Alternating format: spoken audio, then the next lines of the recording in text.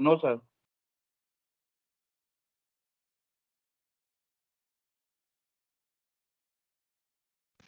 हाँ सर, आ गया। ओके सर, ठीक है।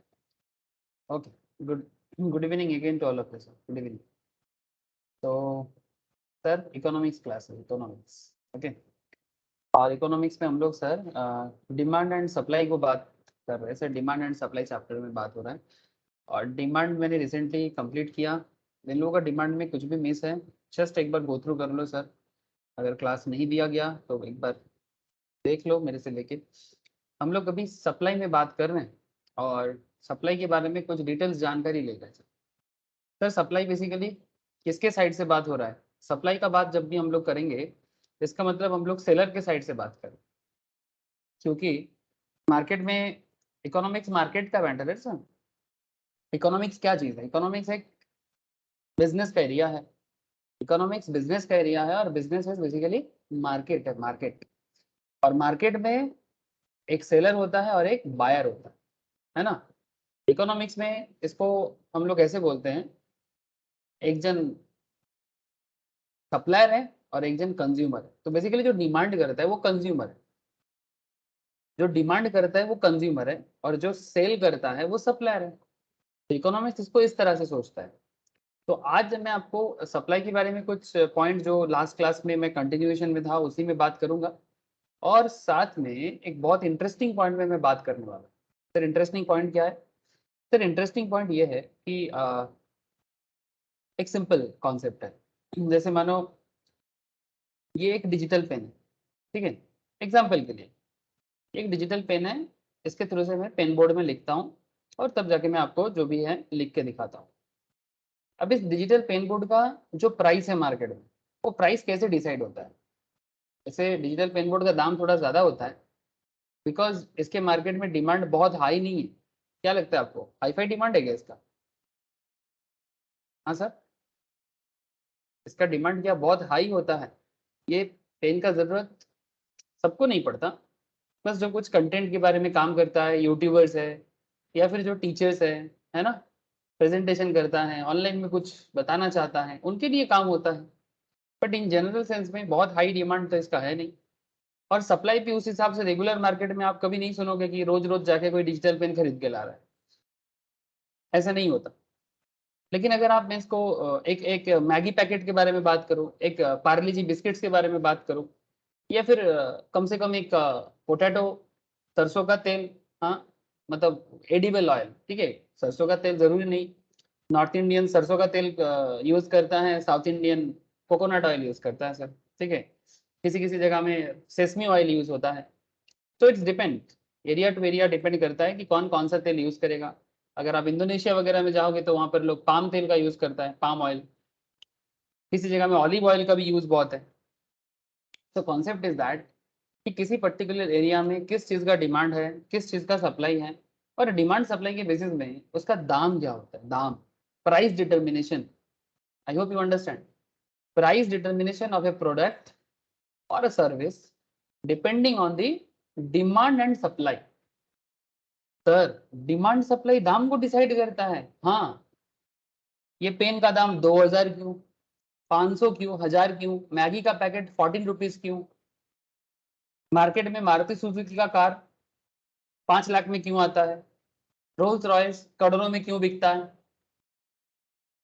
पॉइंट है। अब कोई बोलेगा सर रोल्स रॉयस के साथ मारुति सुजुकी का कंपैरिजन, हंसी आ रहा है। सर बात हंसी का नहीं है। रोल्स रोल्स रॉयस के साथ मारुति सुजुकी का मैं कंपेयर नहीं कर रहा हूँ, but question is that Rolls Royce जिस तरह से दाम में मार्केट में दाम उसका चलता है, मारुति सुजुकी उसके सामने कुछ भी नहीं है दाम वाइज। बट अगर आप नंबर ऑफ कार देखोगे मार्केट में, मारुति सुजुकी का ज्यादा दिखेगा compare to Rolls Royce, no doubt. Even all over the world Maruti Suzuki world में लार्जेस्ट सेलिंग कार में कंपनी में से एक है। मतलब इतना कार किसी और का नहीं बिकता है जितना मारुति सुजुकी का बिकता है। अभी थोड़ा सा डाउन ट्रेंड चल रहा है, टाटा सुजुकी को थोड़ा सा टक्कर दिया है, हुंडई आ गया मार्केट में, वो भी थोड़ा सा टक्कर दिया है, ठीक है सर, वो बात अलग है। लेकिन try to understand demand supply concept. Demand and supply है जो मार्केट में प्रोडक्ट का दाम डिसाइड करता है, सर्विस का दाम डिसाइड करता है, उसके ऊपर डिपेंड करके प्रोडक्ट प्राइस भी डिटरमाइन होता है। तो किस तरह से प्राइस का इक्विलिब्रियम प्राइस किस तरह से डिसाइड होता है वो मैं आज बताऊंगा आपको। लेकिन उसको बताने से पहले आपको एक बार सप्लाई रिलेटेड कुछ पॉइंट है, जैसे कि इलास्टिसिटी ऑफ सप्लाई क्या है, different elasticity of supply measure कैसे होता है, और इलास्टिसिटी रिलेटेड सप्लाई या सप्लाई इलास्टिसिटी रिलेटेड कुछ मैटर। ऐसे डिमांड में भी इलास्टिसिटी का बात होता है सर, इलास्टिसिटी ऑफ डिमांड, ठीक है, वहां पर डिमांड का इलास्टिसिटी भी मेजर होता है, वो बहुत वेरी वेरी इंपॉर्टेंट मैटर माना जाता है sir, elasticity of demand. Similarly जैसे इलास्टिसिटी ऑफ डिमांड होता है उसी तरह से इलास्टिसिटी ऑफ सप्लाई भी होता है, तो उसका मेजरमेंट कैसे होता है, कैलकुलेशंस क्या होता है। ऐसे लास्ट दिन मैंने कुछ क्वेश्चंस भी कराया था सप्लाई का इलास्टिसिटी मेजर करने के लिए, कराया था ना लास्ट क्लास में, क्या सर बोलो, याद है आप लोगों को? नोएनी सनॉन बोलो सर, राजन्ना याद आ रहा है, राज बोल, श्रद्धा मुने आछे या भूल गए सर? थोड़ा भी याद होगा तो अच्छा रहेगा सर, बोलो, थोड़ा सा भी याद नहीं है क्या लास्ट वीक का क्लास, तब भूल गए? है सर, याद है। याद है सर, थैंक यू। ठीक है, मैं फिर से और सप्लाई के डेफिनेशंस डिटर्मिनेंट्स ऑफ सप्लाई पे बात नहीं करूंगा, बिकॉज मैं बहुत बात कर चुका उसके बारे में, क्या क्या फैक्टर्स है जो सप्लाई को डिसाइड करता है। जिन लोगों का सप्लाई का स्टार्टिंग लेक्चर्स मिस है मेरे को बताओ सर, मैं उसको क्लास शेयर करता हूँ। लॉ ऑफ सप्लाई क्या है, मुझे और इसके बारे में बात नहीं करना है। सप्लाई शेड्यूल क्या होता है, फिर मैं सप्लाई कर्व कैसे ड्रॉ किया जाता है, ये सप्लाई कर्व है सर, जो सप्लाई कर्व ड्रॉ होता है वो कैसे ड्रॉ होता है, ठीक है, मतलब सप्लाई कर्व अपवर्ड क्यों होता है, इसके पीछे रीजन है इसका, है ना, सप्लाई कर्व अपवर्ड ही क्यों होता है। या फिर मैं लास्ट दिन आपको एक इंटरेस्टिंग और चीज बताया था, movement on the supply curve. Supply curve में मूवमेंट होता है, किस तरह का मूवमेंट होता है, इंक्रीज और डिक्रीज इन क्वांटिटी सप्लाई, मतलब मार्केट में सप्लाई का इंक्रीज और डिक्रीज के बेसिस क्या है, मतलब क्यों मार्केट में सप्लाई इंक्रीज होता है और क्यों मार्केट में सप्लाई डिक्रीज होता है, और उसके बेसिस में ग्राफ कैसे देखने में होता है। Similarly shifting of supply curve, supply curve shift कर जाता है, सप्लाई कर्व शिफ्ट कर जाता है, कभी लेफ्ट शिफ्ट करता है तो कभी राइट शिफ्ट करता है। जैसे यहाँ पर सप्लाई कर्व यहाँ पर था, यहाँ से शिफ्ट करके सप्लाई कर्व इधर आ गया। अब क्यों सप्लाई कर्व शिफ्ट किया, इसके पीछे भी मैंने आपको रीजन दिया था कि जब प्राइस को छोड़ के बाकी मैटर सामने आता है और वो सब मैटर जब सप्लाई को डिटरमाइन करता है, तब जाके सप्लाई का राइट वर्ड शिफ्ट होता है या लेफ्ट वर्ड शिफ्ट होता है। लेफ्ट वर्ड शिफ्ट मतलब सप्लाई घट जाना, राइट वर्ड शिफ्ट के मतलब होता है सप्लाई बढ़ जाना। लेफ्ट वर्ड शिफ्टिंग का मतलब होता है decrease in supply, and right word supply का मतलब होता है, राइट वर्ड शिफ्ट का मतलब होता है इंक्रीज इन सप्लाई। ये सप्लाई इंक्रीज कैसे करेगा, डिक्रीज कैसे करेगा, ये सब मैंने बात किया ना सर, यस किया। उसके बाद मैंने इलास्टिसिटी के बारे में भी बात किया कि सर सप्लाई में इलास्टिसिटी कैसे होता है। अब आपको आपके मन में ये भी चल रहा होगा सर इलास्टिसिटी के बारे में क्या है, सर इलास्टिसिटी का मतलब याद है ना, सप्लाई का बढ़ना घटना, सप्लाई का बढ़ जाना घट जाना। कभी मार्केट में देखना किसी प्रोडक्ट का सप्लाई बढ़ जाता है, कभी मार्केट में देखना उसका सप्लाई घट जाता है, मतलब डिक्रीज इन सप्लाई और increase in supply in simple. तो ये क्यों होता है, sir elasticity of supply is defined as the responsiveness of the quantity supplied of a good to a change in its price। Price के कारण जब market में किसी भी प्रोडक्ट का या सर्विस का, किसी प्रोडक्ट का या सर्विस का, इन सिंपल लैंग्वेज में कहा जाए कि किसी गुड्स का प्राइस चेंज के ऊपर डिपेंड करके जब उसके सप्लाई में चेंजेस आता है, responsiveness of quantity supplied of a good to a change in its price, that is basically elasticity of supply. And elasticity of supply is measured by dividing the percentage change in quantity supplied of a good by percentage change in its price।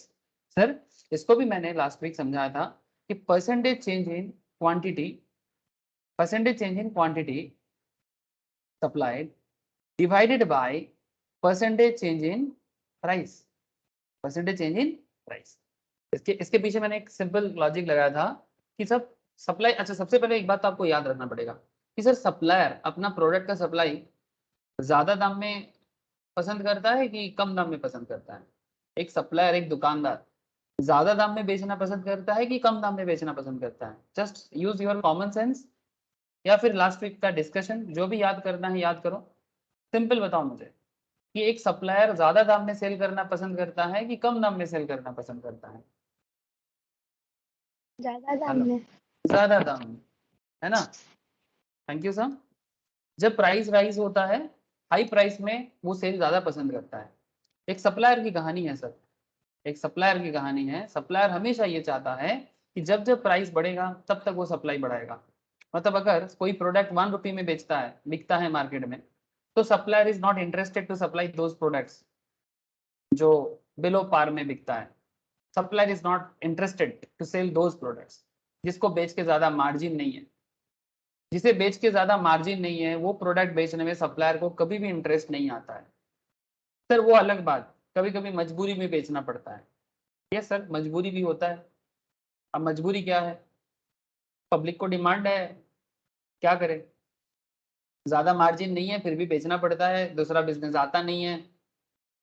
होता है ना sir ऐसा कि आपको और कुछ काम आता नहीं है, तो जो करना ही करना है, भले ही मार्केट में डिमांड हो ना हो उसी को सप्लाई करते रहते हैं, दाम मिले ना मिले करते रहते हैं। That's a different part. लेकिन अगर आप एक सप्लायर का माइंड रीड करोगे, सप्लायर का माइंड रीड करोगे, ये प्योर साइकोलॉजी है सर। साइकोलॉजी मतलब psychology in the sense basically economics एक सोशल साइंस है। Economics is a social science. ये बेसिकली समाज के डेवलपमेंट के लिए सब्जेक्ट को बनाया गया है। और यहाँ पर समाज को आइडेंटिफाई करना, सोसाइटी को आइडेंटिफाई करना ही इसका मेन पर्पस है। सोसाइटी का जो प्रॉब्लम है, डे टू डे लाइफ हो या ओवरऑल मैटर हो। सर एक कंट्री सोसाइटी के बेसिस में बनता है ना, या पहले ही वो कंट्री बन गया? कोई भी देश डायरेक्टली कंट्री बन जाता है क्या? एक नेशन या कंट्री बनना इतना आसान नहीं है। पहले सोसाइटी बने, कुछ सोसाइटी मिलके फिर एक डिस्ट्रिक्ट बने या फिर एक विलेज बने। कुछ सोसाइटी मिलके एक विलेज बनाता है, कुछ विलेज मिलके एक डिस्ट्रिक्ट बनाता है, कुछ डिस्ट्रिक्ट मिलके एक स्टेट बनाता है, फिर कुछ स्टेट मिलके एक कंट्री या नेशन बनता है। सो पॉइंट इज दैट कि जब आप एक सोसाइटी को अंडरस्टैंड करोगे, एक सोसाइटी के बिजनेस को अंडरस्टैंड करोगे, वहां के सप्लायर का माइंड को रीड करोगे, तब ना आप समझ पाओगे कि सप्लायर क्या चाहता है। तो सप्लायर ऑलवेज यही चाहता है सर, दुनिया भर के किसी भी देश में चले जाओ, सप्लायर ऑलवेज वांट कि जिसको बेच के थोड़ा ज्यादा पैसा मिले, हम उसी में इंटरेस्ट रखेंगे। सर आज इसके बारे में एक इकोनॉमिक डिसीजन बताते हैं आपको, चलो। राजन्ना का मिस कुछ प्रॉब्लम है, क्या प्रॉब्लम है राजन्ना को? एक सेकंड सर।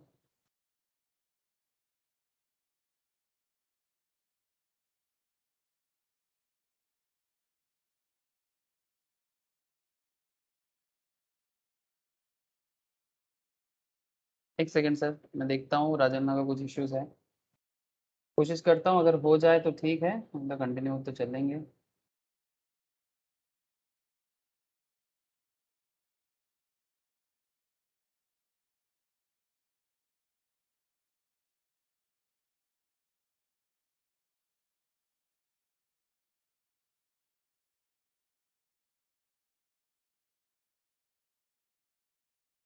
ठीक है,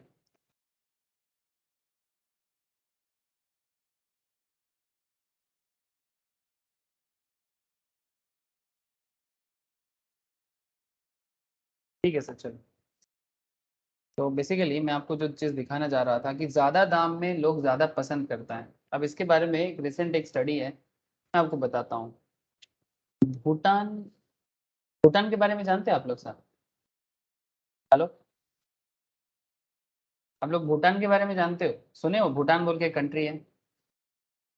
हाँ सर, हमारे पड़ोसी है सर। यस सर, हाँ सर। बोलो। यस सर, है ना, हमारे पड़ोसी है। सर इसके बारे में क्या बताना है? सर ज़्यादा कुछ नहीं बताना है, ऐसा तो ये हिमालयन नेशन है, ठीक है, छोटा सा देश है, बहुत ही छोटा सा देश है। इसके बारे में मैं बस क्या कहना चाहूँगा आपको, ज़्यादा कुछ नहीं कहूँगा। यही इकोनॉमिक पॉलिसी एक लिया है, भूटान टूरिस्ट पॉलिसी, रिसेंट है, ठीक है।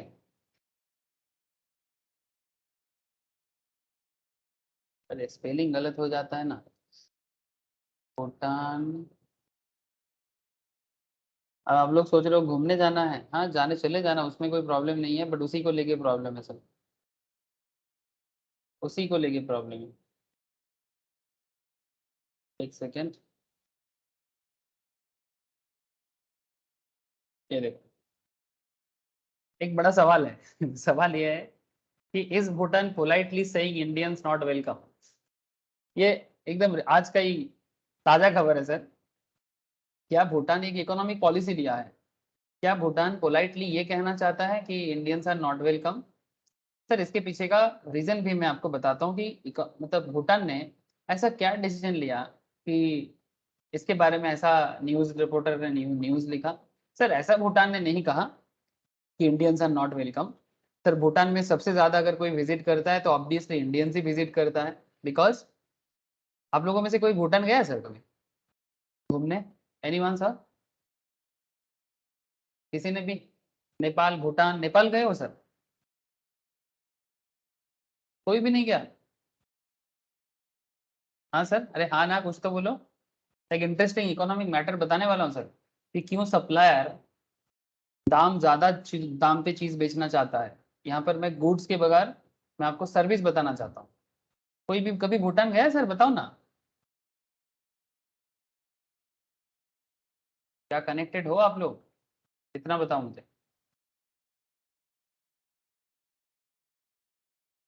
सर আমি हेलो सर। যাই हम्म, जासनी ना ये चीज की बोल रही बुझते पाরলাম না। যাইনি जासनी, ओके ঠিক আছে, नो इशू सर, যেতে হবে এরকম জরুরি নয়। मैं भी नहीं गया सर, ठीक है सो भूटान ने क्या बताया देखो आप, as per the notifications made by Bhutan government with the opening of their borders on September 23 after 2-year gap for tourist comes a levy called एक टैक्स लगा रहा है। ज्यादा दिमाग मत लगाओ, एक अपडेट ले लो इकोनॉमिक डेवलपमेंट में भूटान का, इंटरनेशनल इकोनॉमी में, कि भूटान सर एसडीएफ लगा रहा है, सस्टेनेबल डेवलपमेंट फी। इसके पीछे मेन रीजन है कि एक्चुअली भूटान मेनली टूरिस्ट से इनकम करता है सर। भूटान का मेन जो इनकम है वो बेसिकली टूरिस्ट, भूटान का इकोनॉमी टूरिस्ट के ही ऊपर डिपेंड है सर, ठीक है। लेकिन कोविड-19 में आपको नहीं लगता कि मतलब किसी भी कंट्री में जो टूरिस्ट पे डिपेंडेंट है, श्रीलंका का भी प्रॉब्लम इसी कारण से हुआ, ठीक है। बहुत ज्यादा टूरिस्ट डिपेंडेंट है और साथ में कुछ बोल्ड इकोनॉमिक डिसीजंस, इतना ज्यादा बोल्ड डिसीजंस लिए दिया था कि उसको कंट्रोल नहीं कर पाया और श्रीलंका का हालत खराब हो गया। तो अपने इकोनॉमी को रीडेवलप करने के लिए भूटान ने एक एसडीएफ लगा रहा है। एसडीएफ क्या सर? 1200 टका इंडियन रुपी में, मतलब इंटरनेशनली $15 फॉर इंडियंस, जिसका इंडियन करेंसी है 1200 टका, आपसे एक्स्ट्रा लेगा 1200 रुपीज एक्स्ट्रा अगर आप भूटान विजिट करना चाहते हो। बाकी फीस का अलग बात, बट जो भी टैक्स वगैरह है कंट्री का, जो भी फीस है वो तो देना ही है आपको, बट एक एक्स्ट्रा फीस जिसको एसडीएफ के नाम से लगाया जा रहा है। इंडियंस के ऊपर 1200, बाकी जो नॉन इंडियंस रहेगा उनके ऊपर $200, जिसका वैल्यूएशन है 16,000। कोई भी दूसरे कंट्री से आए उनके लिए 16,000, ठीक है, $200। ना concept is that sir Bhutan के लिए भारत के ऊपर टैक्स लगाना, नॉर्मली सर भारत के ऊपर टैक्स क्यों नहीं लगाना चाहिए? इमोशंस क्या कहता है भारत का? बिकॉज भारत के ऊपर भूटान डिपेंडेंट कंट्री है सर।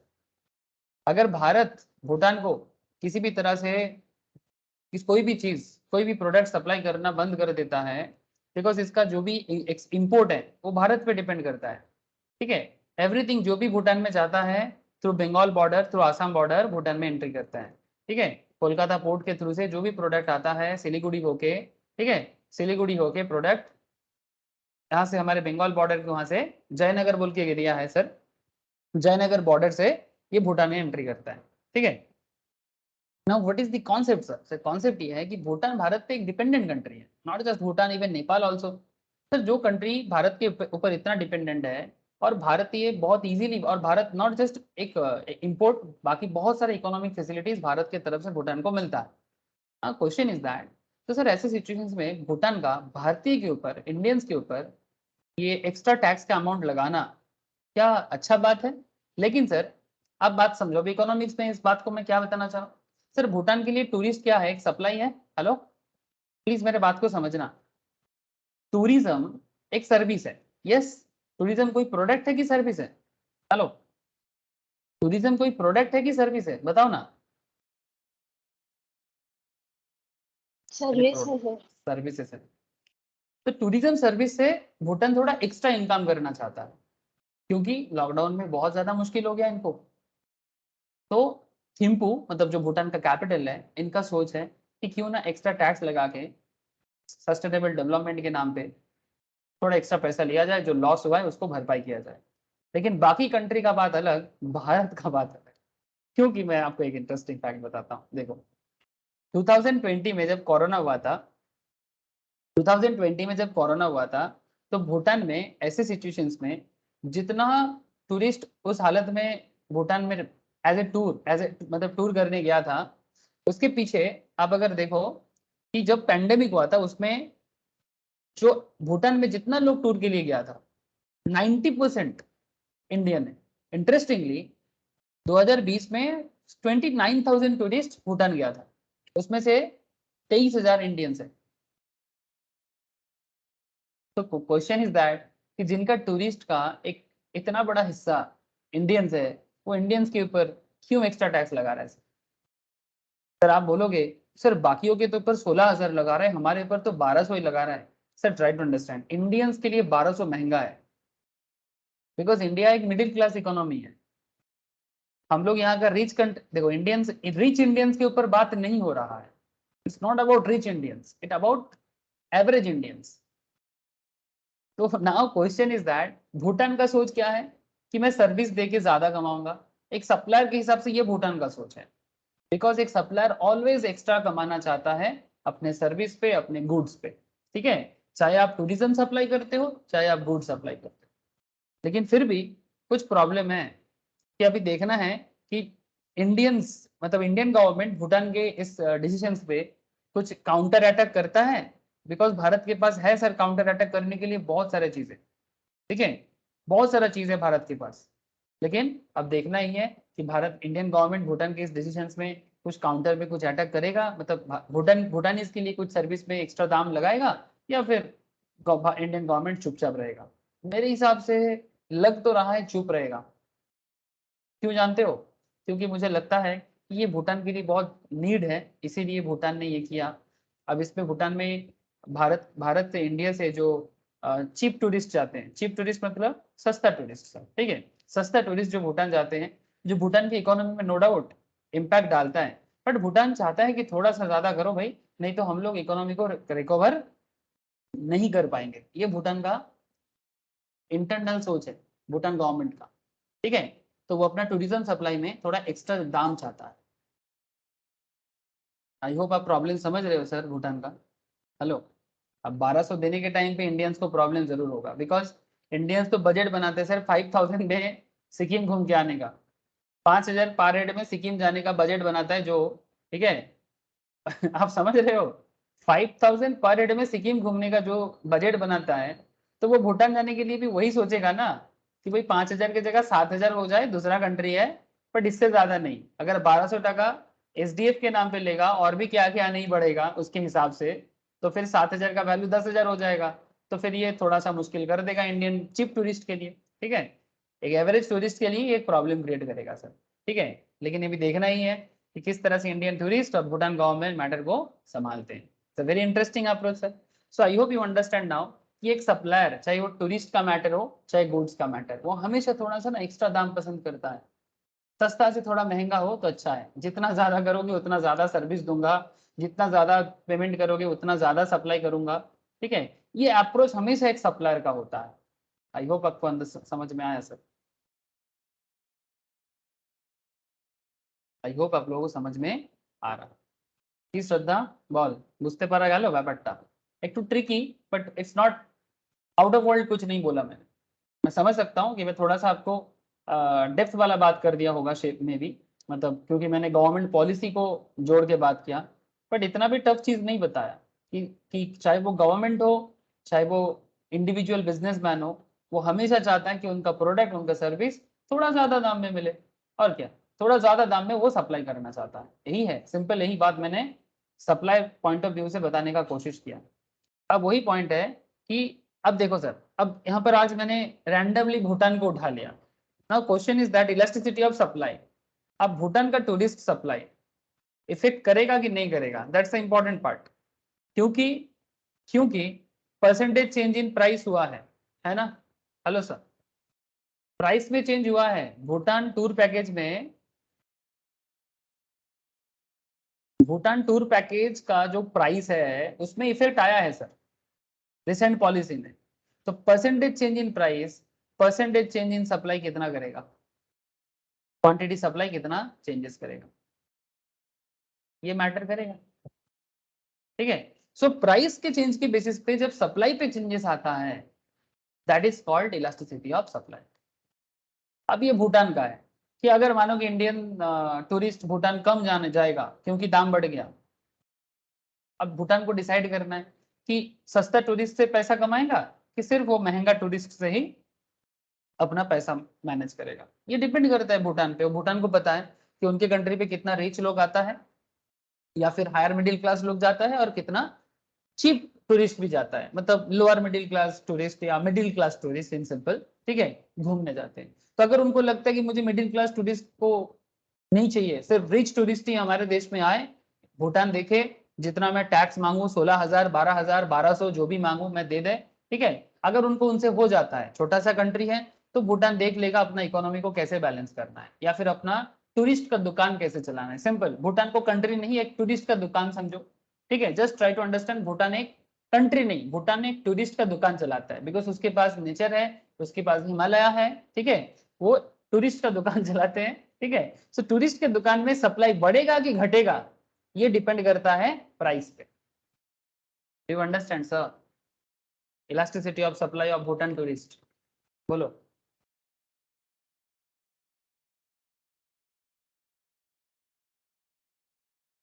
हेलो सर, कंफर्म कीजिएगा समझ में आया कि नहीं आया। सर आज थोड़ा सा मैं अलग पॉइंट पे बात कर लिया मैं भी, ठीक है, नॉर्मली मैगी पोटैटो, हाँ, कोल्ड ड्रिंक्स, ये सब मैं बात करता रहता हूँ। आज मैं आपको भूटान टूरिस्ट पैकेज में बात किया, आई होप समझ में आया होगा सर। और उसके रिगार्डिंग मैंने फॉर्मूला भी बताया था और यहाँ पर मैंने एक क्वेश्चन भी आप लोगों को सॉल्व कराया था लास्ट क्लास में, है ना, कि कमोडिटी है एक्स जिसका दाम अगर 2000 था, दाम बढ़ के 2100 हो गया, है ना, ये क्वेश्चन था। प्राइस ऑफ कमोडिटी एक्स जो जिसका दाम 2000 था उसका दाम बढ़ के 2100 हो गया एंड कंसिक्वेंटली सप्लाई भी 2500 से 3000 हो गया क्योंकि दाम बढ़ गया। अब भूटान ज्यादा से ज्यादा सप्लाई करना पसंद करेगा, है ना, तो इसमें इलास्टिसिटी ऑफ सप्लाई क्या है, तो इतना सारा कैलकुलेशन करके हम लोगों ने देखा था कि इलास्टिसिटी ऑफ सप्लाई 4 आया था, हाँ, विथ यूजिंग दी फॉर्मूलाज जो मैंने वो भी आपको मैंने लास्ट वीक में सिखाया था। ठीक है, दो फॉर्मूला है, अगर डायरेक्ट परसेंटेज गिवन है तो डायरेक्ट परसेंटेज यूज करो और if percentage is not given then जो चेंज आपको मिलेगा आप चेंज से परसेंटेज को कैलकुलेट कर दो। ठीक है, डेल्टा मतलब change in quantity supplied divided by quantity supplied, ठीक है, change in quantity by quantity divided by, मतलब आप इसको इस तरह से भी देख सकते हो, change in quantity divided by change in price by original price. अब इसको उल्टा कर दो, ठीक है, बड़ा क्यू बाय की मतलब और पुराना quantity by price and new price by quantity, ठीक है, इस तरह से भी आप इसको सॉल्व कर सकते हो। तो इसी तरह से फॉर्मूला को यूज करके आप परसेंटेज अगर नहीं दिया होता है तब उसको निकाल सकते हो, और मैंने ये आपको लास्ट दिन सिखाया था, ठीक है, लास्ट दिन का क्लास वाइटल था। सर तो फिर आज क्या बताओगे? सर आज मैं आपको टाइप्स ऑफ इलास्टिसिटी बताऊंगा। सर अब ये टाइप्स ऑफ इलास्टिसिटी कैसे मेजर करें? सर देखो, ये जो इलास्टिसिटी ऑफ सप्लाई 4 निकला था, अब ये 4 से क्या मतलब है, 4 से क्या मतलब है?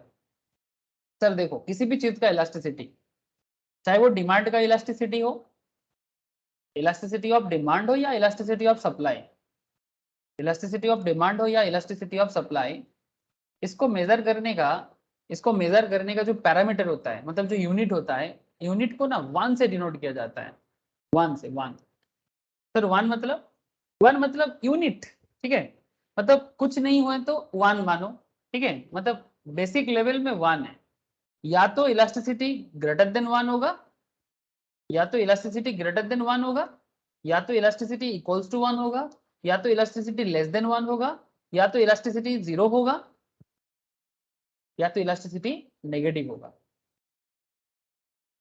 सर ये क्या बात है, इतना सारा इलास्टिसिटी? सर इतना सारा इलास्टिसिटी नजर आएगा आपको, मैं अभी आपको थोड़ा सा एक्सप्लेन करता हूँ। तो इलास्टिसिटी ऑफ 4 का मतलब क्या? इलास्टिसिटी ऑफ 4 का मतलब, इलास्टिसिटी 4 मतलब ग्रेटर देन 1, इसका मतलब ये हाई इलास्टिक है इसका। ये जो क्वेश्चंस पे जो इलास्टिसिटी आया है, जो भी प्रोडक्ट है या जो भी सर्विस है, उसका इलास्टिसिटी हाई है सर, मतलब मोर देन इलास्टिक प्रोडक्ट है ये। अब मोर देन इलास्टिक प्रोडक्ट होने से क्या होता है, मैं उसे भी एक्सप्लेन करूंगा आगे आगे, ठीक है। मतलब थोड़ा सा दाम में चेंज होने से ना बहुत ज्यादा सप्लाई होने का चांसेस बढ़ जाता है। थोड़ा सा दाम में परिवर्तन होने से दुकानदार सप्लाई ज्यादा करना पसंद करेगा, जिसका इलास्टिसिटी हाई होगा, ठीक है, यही सिंपल बात है। ठीक, जिस तरह का डिमांड में भी मैंने सिमिलर पैरामीटर में मैंने डिस्कस करके रखा है। जिन लोगों का डिमांड का क्लास मिस है, प्लीज एक बार demand of elasticity of demand को गो थ्रू करो। मैंने कोई क्लासेस देके रखा बहुत लोगों को, जिनके पास नहीं है मुझे बताओ, मैं उनको फिर से बता दूंगा। कोई भी डाउट है तो पूछ लीजिए, ठीक है। सर टाइप्स ऑफ इलास्टिसिटी में, सप्लाई में, सर एक इलास्टिसिटी होता है sir perfectly in elastic supply. Perfectly in elastic supply मतलब इसमें क्या होता है और इसका ग्राफ कैसे देखने में होता है, that is the question. Perfectly elastic है सप्लाई, इन इलास्टिक, इलास्टिक नहीं sir, in elastic. Sir perfectly in elastic कब होता है sir, if a result of change in price, sir ध्यान से बात को समझे, परसेंटेज चेंज इन प्राइस, मतलब प्राइस नीचे होता है, and percentage change in quantity, quantity मतलब सप्लाई, ठीक है। If a result of change in price, the quantity supplied of goods remain unchanged, मतलब प्राइस में कितना भी परिवर्तन हो जाए, प्राइस में कितना भी परिवर्तन हो जाए, सप्लाई में परिवर्तन नहीं आता है। तो we say that elasticity of supply is 0. The good has perfectly inelastic supply. जिस गुड्स में ऐसा होता है जिसका दाम चेंज ना भी हो, सॉरी दाम चेंज हो भी जाए, दाम कम हो जाए या ज्यादा हो जाए फर्क नहीं पड़ता, सप्लाई अपनी जगह में कांस्टेंट है, इस तरह के गुड्स को इनइलास्टिक सप्लाई वाला गुड्स कहेंगे, और जिसका इलास्टिसिटी बेसिकली 0 होगा। इलास्टिसिटी ऑफ सप्लाई बेसिकली 0 होगा। इसका ग्राफिकल प्रेजेंटेशन देखने में कुछ ऐसा होता है सर, ये देखो, तो एक्स एक्सिस वाई एक्सिस, इसमें आपको एक प्राइस का एरिया बना लेना चाहिए, एक ओल्ड प्राइस एक न्यू प्राइस। मैंने प्राइस को बढ़ाया, ठीक है। पहले मानो प्राइस 1000 रुपीज था, मानो सॉरी पहले प्राइस हाँ ठीक है 1000 था, अब प्राइस 1200 हो गया, ठीक है। तो 1000 का प्रोडक्ट था, अभी 1200 का हो गया।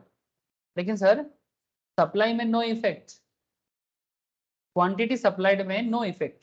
जिस लेवल में प्रोडक्ट पी में भी सप्लाई हो रहा था, P1 हुआ तो सप्लाई लेवल में कोई चेंजेस नहीं है, उसी लेवल में सप्लाई हो रहा है, उसी लेवल में सप्लाई कर्व घूम रहा है। आई hope you understand sir. Sir ऐसा किस तरह का प्रोडक्ट के केस में होता है, एग्जांपल क्या हो सकता है ऐसे प्रोडक्ट का,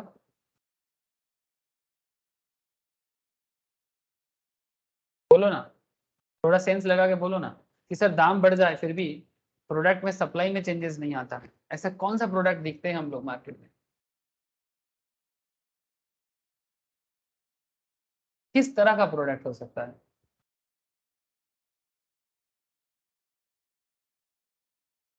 दाम बढ़ भी जाए फिर भी सप्लाई अपने लेवल में ही रहेगा, बोलो बोलो सर बोलो, आप लोगों का ओपिनियन मेरे लिए इंपॉर्टेंट है, आप लोगों का रिस्पॉन्स मेरे लिए इंपॉर्टेंट है, जो समझ आता है बोलो सर। ये ऑब्जर्वेशन का मैटर है, इसमें डांटने वाला मैटर नहीं है, मैं आपको डांटूंगा नहीं। बोलो किस तरह का प्रोडक्ट ऐसा हो सकता है जिसपे दाम बढ़ भी जाए, 1000 का चीज 1200 हो जाए, फिर भी सप्लाई अपने जगह में रहेगा। राजुन्ना, श्रद्धा, tell me sir, Shivam, तनोन,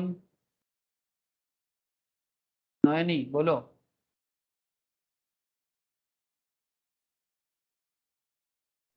sir যেগুলো প্রয়োজনীয় দ্রব্য মানে যেগুলো রেগুলার দরকার হয় সেগুলোর। Yes sir, good answer. जो रेगुलर नेसेसिटी प्रोडक्ट होता है, गुड आंसर। रेगुलर प्रोडक्ट जो बहुत ज्यादा जरूरी है, नेसेसिटी प्रोडक्ट, नेसेसिटी मेडिसिन। हाँ सर, मानो घर में किसी का कोई दवाई है, लाइक डायबिटीज का, प्रेशर का, दाम बढ़ जाएगा तो क्या लेना बंद कर दोगे? पहले 1000 का पैकेट आता था, 1200 का पैकेट आता है, तो क्या लेना बंद कर देंगे? नहीं ना। तो नेसेसिटी मेडिसिन पे, नेसेसिटी आपका जो भी चीज़ है जिसके बिना हम रह नहीं सकते, बहुत ज़्यादा नेसेसिटी है, ठीक है, ऐसे चीज़ों पे इलास्टिसिटी नेगेटिव होता है, या फिर आप ऐसे बोलो इलास्टिसिटी 0 होता है, इसको इनइलास्टिक सप्लाई कहते हैं। वेरी गुड सर, इसको इनइलास्टिक सप्लाई कहते हैं। और ग्राफ भी समझ में आ गया। तो बेसिकली ग्राफ में कुछ नहीं है, it's a simple data analysis है, it's a simple data presentation, data analysis and presentation, और कुछ नहीं। अगर आप मैटर को समझोगे तो ग्राफ ऑटोमेटिकली ड्रॉ होगा, ग्राफ को मगअप करने का जरूरत नहीं होता। You don't really need to mug up this graphical story कि क्या हुआ है, ये ऐसा देखने में होता है। मैं तो कई बार ऐसे ग्राफ दे के पूछ लेता है आपको कि ये इनइलास्टिक ग्राफ है कि इलास्टिक है। तो इफ यू नो दी फंडा, इफ यू नो दी फंडा, तो फिर you can easily identify the graph, ठीक है, you can easily identify the graph. Okay sir, तो ये हुआ इन इलास्टिक सप्लाई के example and graphical presentation. Zero elasticity. अभी हम लोग बात करने जा रहे हैं जो 0 से 1 के बीच में इलास्टिक है, मतलब ना तो 1 है ना तो 0 है, बीच में है, लाइक 0.5, 0.2, 0.4, 0.6, जो भी पॉइंट में। मतलब आप ऐसे बोल सकते हो sir, relatively less elastic supply, relatively less elastic. If a result of a change in price of a good is supply, its supply changes less than proportionately. Resulting change in price of a good, its supply changes less than proportionately. We say that the supply of the good is relatively less elastic, or elasticity of supply is less than 1. In this case, coefficient of elasticity falls in the range of 0 to 1. मतलब 0 elasticity less than 0, less than 1. Sorry, elasticity greater than 0, less than 1, या फिर आप ऐसे बोल सकते हो 0 less than elasticity less than 1, 0 less than elasticity less than 1। मतलब elasticity कहां से कहां के बीच में रहेगा, 0 से 1 के बीच में रहेगा। सर ऐसा ग्राफिकली कैसे हो सकता है?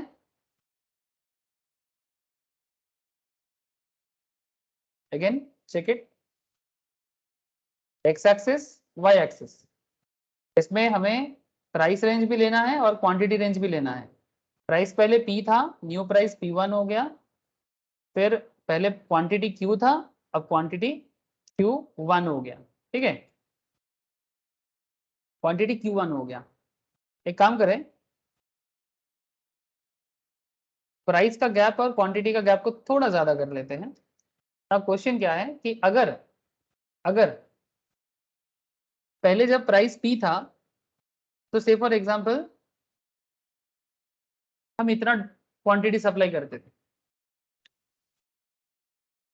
अब जब प्राइस चेंज हो गया, सर प्राइस बढ़ गया, 1000 से 1200 हो गया, है ना सर, ट्राई टू अंडरस्टैंड, 1000 से 1200 हो गया। एक सेकेंड, पहले प्रोडक्ट का प्राइस 1000 था, अभी 1200 हो गया, मतलब सब प्राइस बढ़ गया। अब सप्लायर के हिसाब से सोचो, सप्लायर क्या करेगा, सप्लाई बढ़ाएगा ना सर, डिमांड के हिसाब से नहीं सोचना है, सप्लायर के हिसाब से सोचो। जैसे इससे पहले वाले में आपको मैं इलास्टिसिटी, लेस इलास्टिसिटी के बारे में बात कर रहा था, दाम बढ़ भी जाए फिर भी लोग खरीदेगा, तो सप्लायर का भी मेडिसिन बिकेगा, जरूरी चीजें बिकेगा, ठीक है, दाम बढ़ भी जाता है फिर भी उसका सप्लाई कांस्टेंट रहता है। लेकिन इस केस में आपका प्रोडक्ट का प्राइस बढ़ता है, प्रोडक्ट का प्राइस बढ़ता है तो उसके रिगार्डिंग सप्लाई भी बढ़ता है, ठीक है, लेकिन रिलेटिवली लेस इलास्टिक सप्लाई। मतलब जिस रेंज में ये बढ़ता है उस रेंज में 1 नहीं है, बट 1 से और 0 के बीच पे रहेगा, ठीक है। तो इलास्टिसिटी ग्राफ जो है वो कुछ इस तरह का देखने में होगा, सप्लाई का, और इलास्टिसिटी जो है आपका वो लेस देन 1, ठीक है। आपका प्राइस चेंज जो है वो डेल्टा P से डिनोट करो, और आपका जो क्वांटिटी चेंज है उसको आप डेल्टा Q से डिनोट करो। तो आपका प्राइस चेंज इतना है, आपका क्वांटिटी चेंज इतना, ठीक है।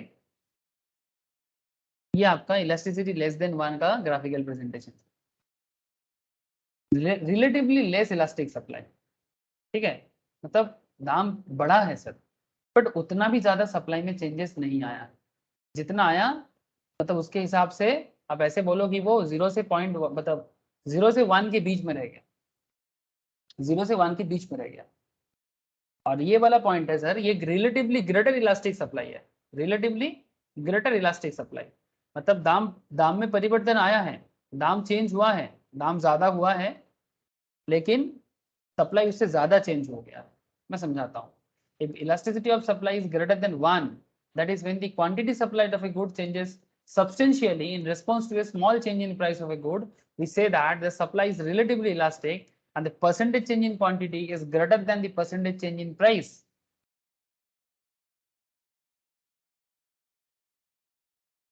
क्या स्क्रीन पॉज हो गया सबके लिए? अरे शिवम, राजन्ना, राज, हाँ सर ठीक ही तो আছে। तनन थोड़ा सा रिजॉइन कर बाबू,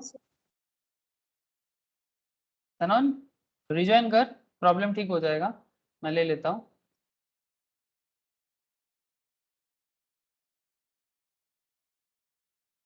अब मैं चलो इसको ग्राफिकली दिखाता हूँ आपको, इसमें क्या होता है। देखो सर, अब इसमें क्या होगा,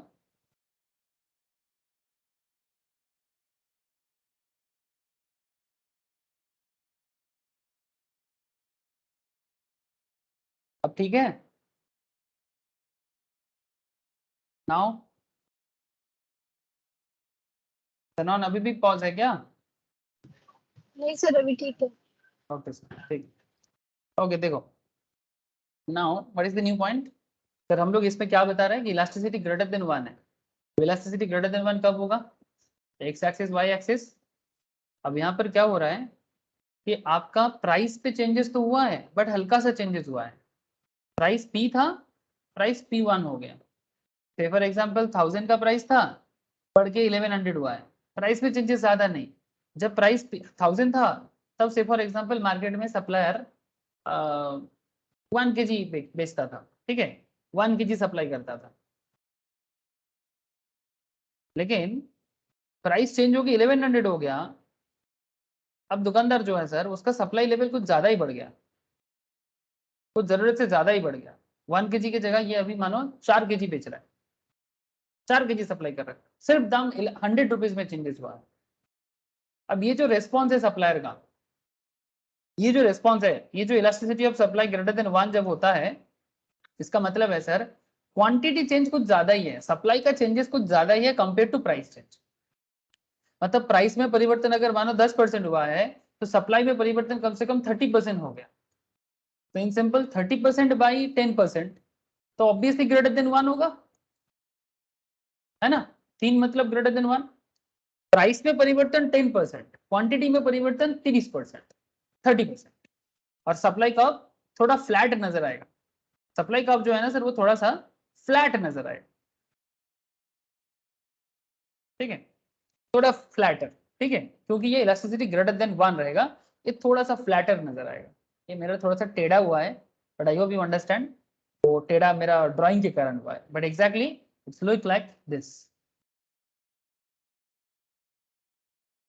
ठीक है। तो ऐसा कब हो सकता है? हल्का परिवर्तन प्राइस में और एकदम धड़ाधड़ सप्लाई बढ़ा रहा है दुकानदार, कब होता है ऐसा? दाम में थोड़ा सा चेंजेस आएगा, थोड़ा सा दाम बढ़ेगा और सप्लाई उसका धड़ाधड़ बढ़ेगा। कोई ऐसा प्रोडक्ट मार्केट में थोड़ा हाई प्राइस मिलेगा, दुकानदार सप्लाई करने के लिए मार्केट में एकदम रेडी हो जाएगा। कौन सा प्रोडक्ट में ऐसा हो सकता है?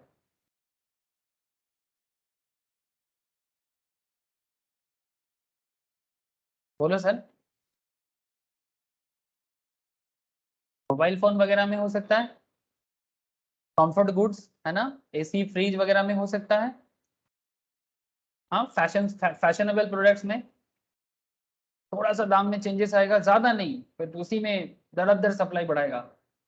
इस केस में जो इलास्टिसिटी है ना सर, वो इलास्टिसिटी 1 से लेके इन्फिनिटी तक जा सकता है। मतलब इन सिंपल याद रखना, percentage change in quantity supply divided by percentage change in price. Price में परिवर्तन 10%, सप्लाई में परिवर्तन 30%, तब इलास्टिसिटी ऑटोमेटिकली ग्रेटर देन 1 बन जाएगा। सर इलास्टिसिटी और एक चीज भी हो सकता है, इलास्टिसिटी यूनिट भी हो सकता है। यूनिट इलास्टिक क्या होगा, मतलब जितना प्रतिशत चेंजेस प्राइस में होगा क्वांटिटी में भी उतना ही प्रतिशत चेंजेस आएगा। It will look like this, अगर प्राइस में चेंज 10% का है, ठीक है, क्वांटिटी में भी चेंजेस 10% का ही होगा, मतलब परसेंटेज वाइज अगर देखो तो ऐसा ही होगा। तो ये एकदम ना इक्वल पैरामीटर में आएगा कि पहले प्राइस यहाँ था, क्वांटिटी भी इतना था, ये 10% में बढ़ गया, सप्लाई भी 10% में बढ़ गया। जब इस तरह का चेंजेस देखने को मिलता है तो आप समझ लेना कि वो जो प्रोडक्ट है या फिर जो भी सर्विसेज है उसका इलास्टिसिटी से आप सप्लाई इक्वल्स टू 1 है। यूनिट इलास्टिक बोलते हैं इसको यूनिट इलास्टिक बोलते हैं। This is called unit elastic. तो याद रखिएगा 10% बाई 10%, मतलब हम ऐसे बोल सकते हैं percentage delta quantity supply divided by percentage delta price. ठीक है, प्राइस में परिवर्तन भी 10%, सप्लाई में भी परिवर्तन 10%। किसी भी तरह का नॉर्मल गुड्स में ऐसा नजर आता है सर। ठीक है, प्राइस 10% में बदला तो क्वांटिटी में भी 10% सप्लाई इंक्रीज नजर आएगा। ठीक है, या फिर कम हुआ तो कम होगा। ठीक है, कम हुआ तो कम होगा, मतलब पहले P1 था बाद में P हो गया, तो पहले क्वांटिटी Q1 था अब Q हो जाएगा। बेसिकली चेंज को डिनोट कर रहा है, चेंज को डिनोट कर रहा है। ठीक है, कम ज्यादा हो सकता है मार्केट में, ठीक है, बेसिकली चेंज को डिनोट कर रहा है। And there is another point is perfectly elastic। perfectly elastic, sir perfectly elastic मतलब elasticity equals to infinity. Sir जब इलास्टिसिटी इक्वल्स टू इंफिनिटी होता है तो उसे परफेक्टली इलास्टिक कहा जाता है।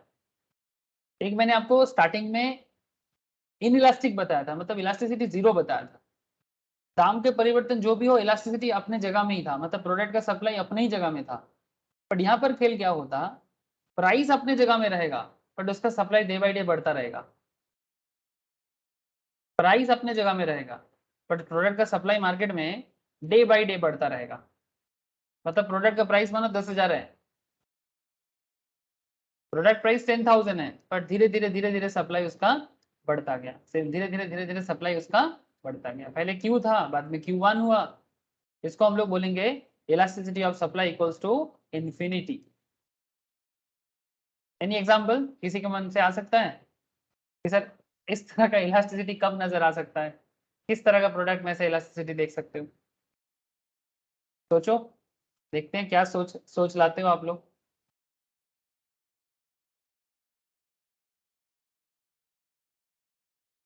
बोलो sir.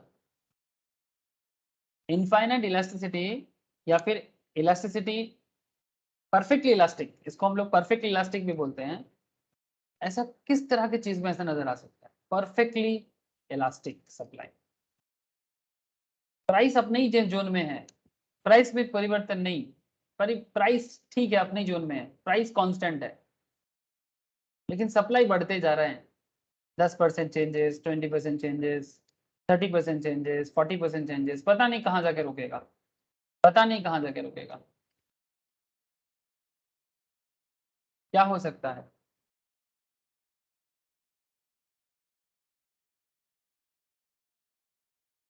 Try sir try. Any idea? If new idea then get idea.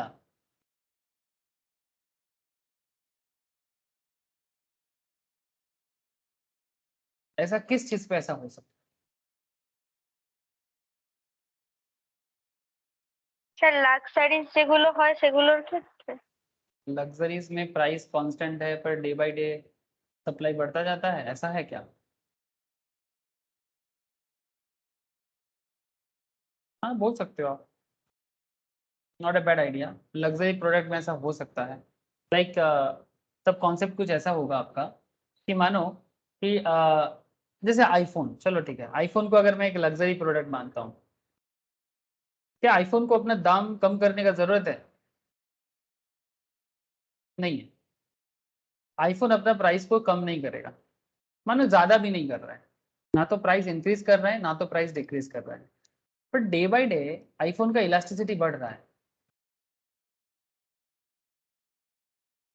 हाँ सर, आईफोन का सप्लाई का इलास्टिसिटी डे बाय डे बढ़ता जाता है, क्वांटिटी Q था तो Q1 हो रहा है, या फिर ऐसा भी ऑपोजिट भी कुछ प्रोडक्ट हो सकता है जिसका प्राइस अपने जगह में है बट पहले Q1 सप्लाई होता था, अब Q सप्लाई हो रहा है। लेकिन ये बेसिकली इनफाइनाइट लेवल के लिए है। इनफाइनाइट लेवल जो है सर बेसिकली वो सामने की तरफ बढ़ता है, प्राइस अपने जगह में ही है, उसका सप्लाई धीरे धीरे धीरे धीरे धीरे धीरे मार्केट में बढ़ रहा है। आप डिजिटल प्रोडक्ट ले सकते हो, iPhone, any kind of digital product, एक टाइम पे दाम में उसका कुछ परिवर्तन नहीं। जैसे मानो ये जिस तरह का ये जो digital platform Microsoft team, zoom, ठीक है, MS टीम, जूम, इस तरह का जो मीटिंग सॉफ्टवेयर है, जब कोरोना पीरियड से पहले कितने लोगों को पता था सर? बिफोर कोरोना कितना लोगों को पता था MS टीम में क्या होता है, जूम में कितना क्या होता है? सिर्फ ये ऑर्गेनाइजेशन लेवल में काम होता था, बड़े बड़े कंपनीज अपने मीटिंग के लिए यूज करता था, है ना, वेरी रेयर यूज, सिर्फ बिजनेस लेवल में यूज होता था। बट आफ्टर कोरोना देखो प्राइस लेवल में ज्यादा चेंजेस है, लोग कुछ नहीं किया, जूम बोलो, MS टीम बोलो, बट धीरे धीरे धीरे धीरे इनका सप्लाई बढ़ता गया। तो आप ऐसे बोल सकते हो कोई इनोवेटिव प्रोडक्ट में ऐसा हो सकता है, इनोवेटिव प्रोडक्ट और सर्विस में ऐसा हो सकता है, यस ना?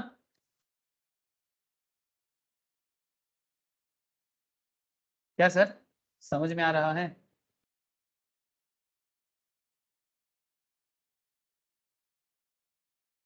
Yes sir.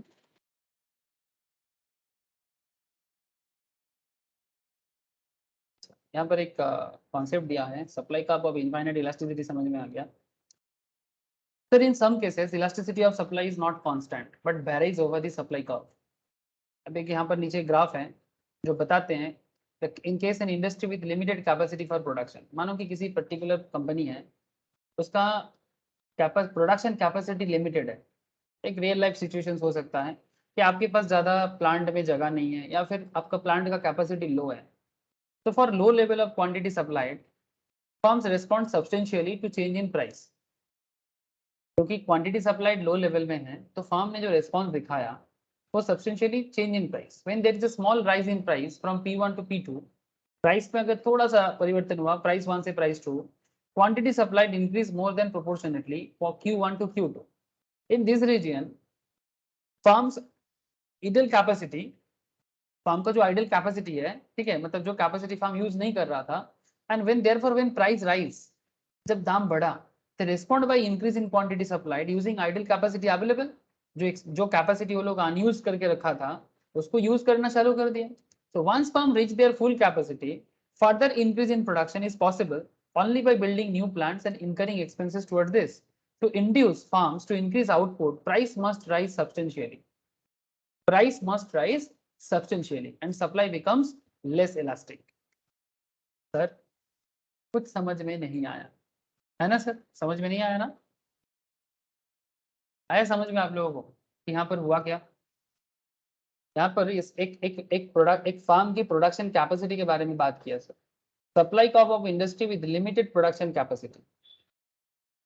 एक फार्म है जिसका प्रोडक्शन कैपेसिटी लिमिटेड है, ऐसे सिचुएशंस में फार्म अपना प्रोडक्शन कैपेसिटी को इंक्रीज करेगा। इसके पीछे क्या रीजन है? इसके पीछे क्या रीजन है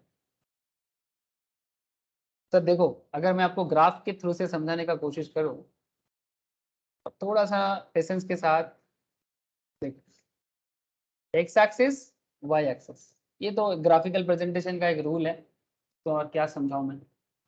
नाउ यहाँ पर मैं आपको दिस साइड प्राइस बताऊंगा और दिस साइड में क्वांटिटी सप्लाइड के बारे में बताऊंगा। जो भी प्रोडक्ट फार्म बनाता है, वट एवर विद प्रोडक्ट्स, जो भी प्रोडक्ट है जो कंपनी सप्लाई प्रोडक्शन करके बेसिकली सप्लाई करता है, तो क्वांटिटी सप्लाइड से फॉर एग्जांपल जब फार्म का प्राइस लेवल, प्रोडक्ट का प्राइस लेवल P1 था और फिर बाद में फार्म ने उसको P2 में कन्वर्ट किया, तो P1 से P2, जब P1 था तो प्राइस लेवल P1 था तो क्वांटिटी लेवल भी Q1 था। प्राइस लेवल थोड़ा बढ़ा तो सप्लायर थोड़ा सा खुश हो गया और वो भी अपना सप्लाई लेवल थोड़ा बढ़ाने का सोचा, है ना सर? तो प्राइस लेवल बढ़ा तो सप्लाई लेवल भी बढ़ा।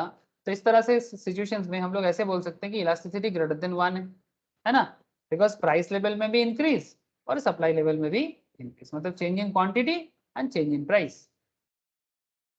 Now there is another situation, जब प्राइस लेवल P3 है, प्राइस लेवल चेंज होके थोड़ा ज्यादा चेंज होके P4 हुआ है। जब प्राइस लेवल P3 था, लेकिन सर एक गैप क्रिएट हुआ है, नजर रखिएगा, हाँ, एक लंबा गैप क्रिएट हुआ है। प्राइस लेवल P3 हो गया P2 से, जब P3 हुआ तो प्रोडक्शन लेवल Q3, मतलब क्वांटिटी सप्लाई। जब प्राइस लेवल P4 की तरफ बढ़ा, on that time quantity supplied भी थोड़ा सा इंक्रीमेंट की तरफ Q4 की तरफ बढ़ा, लेकिन with a huge gap. And this situation elasticity business के हिसाब से लेस देन 1 है, और आपका जो सप्लाई कर्व है वो कुछ ऐसा नजर आ रहा है। अगर मैं सप्लाई कर्व को ड्रॉ करूं तो इट विल लुक लाइक कुछ ऐसा देखने में, ठीक है सर, ये सप्लाई कर्व। अब सर ऐसा क्यों कि स्टार्टिंग में इलास्टिसिटी ग्रेटर देन 1, फिर बाद में इलास्टिसिटी लेस देन 1, ऐसा क्यों हुआ? स्टार्टिंग में इलास्टिसिटी लेस देन 1, पर बाद में elasticity of supply greater than 1 क्यों हो गया सर? क्या रीजन लग रहा है आप लोगों को? सर ग्राफ का ड्राइंग तो समझ में आ गया, बट सर इसका एनालिसिस नहीं समझ में आ रहा है। एक बार यहाँ पर बताया जा रहा है कि इलास्टिसिटी ग्रेटर देन 1 है, दूसरे बार इसको बताया जा रहा है इलास्टिसिटी लेस देन 1 है। दोनों बारी प्राइस में चेंजेस है और क्वांटिटी सप्लाई बढ़ा है, तो क्या खेल हुआ है सर यहाँ पर? देखो सर बात समझो, जिस पर्टिकुलर एजम्पशंस में ये पर्टिकुलर कॉन्सेप्ट को बनाया गया, इसमें एक चीज कंफर्म है sir, in case of industry with limited capacity for production, मतलब आप एक ऐसा इंडस्ट्री ले रहे हो जिसका प्रोडक्शन कैपेसिटी अभी लो है, ज्यादा कैपेसिटी नहीं है उसके पास, तो for low level quantity supply firms respond substantially to change in price. अगर मुझे कम सप्लाई करना है तो मुझे थोड़ा प्राइस इंक्रीज करना पड़ेगा, बिकॉज अगर कम सप्लाई करना है, दाम अगर ज्यादा नहीं मिलेगा तो बिजनेस चल नहीं पाएगा। बात को समझो, जब बिजनेस में सप्लाई का कैपेसिटी कम होता है और मार्केट में अगर आपको थोड़ा ज्यादा दाम नहीं मिलेगा प्रोडक्ट को बेच के, आप क्यों सप्लाई करोगे?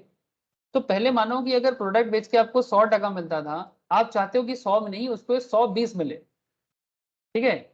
तो प्रोडक्शन अगर पहले आप मानो 500 यूनिट बनाते थे, 500 यूनिट ही बनाओगे आप, इतना ज्यादा कैपेसिटी नहीं है आपका, तो 500 यूनिट 100 रुपीज करके सेल करोगे, सप्लाई करोगे, और 500 यूनिट 120 करके सप्लाई करोगे, किस पे ज्यादा मजा आएगा आपको? बताओ आप मुझे।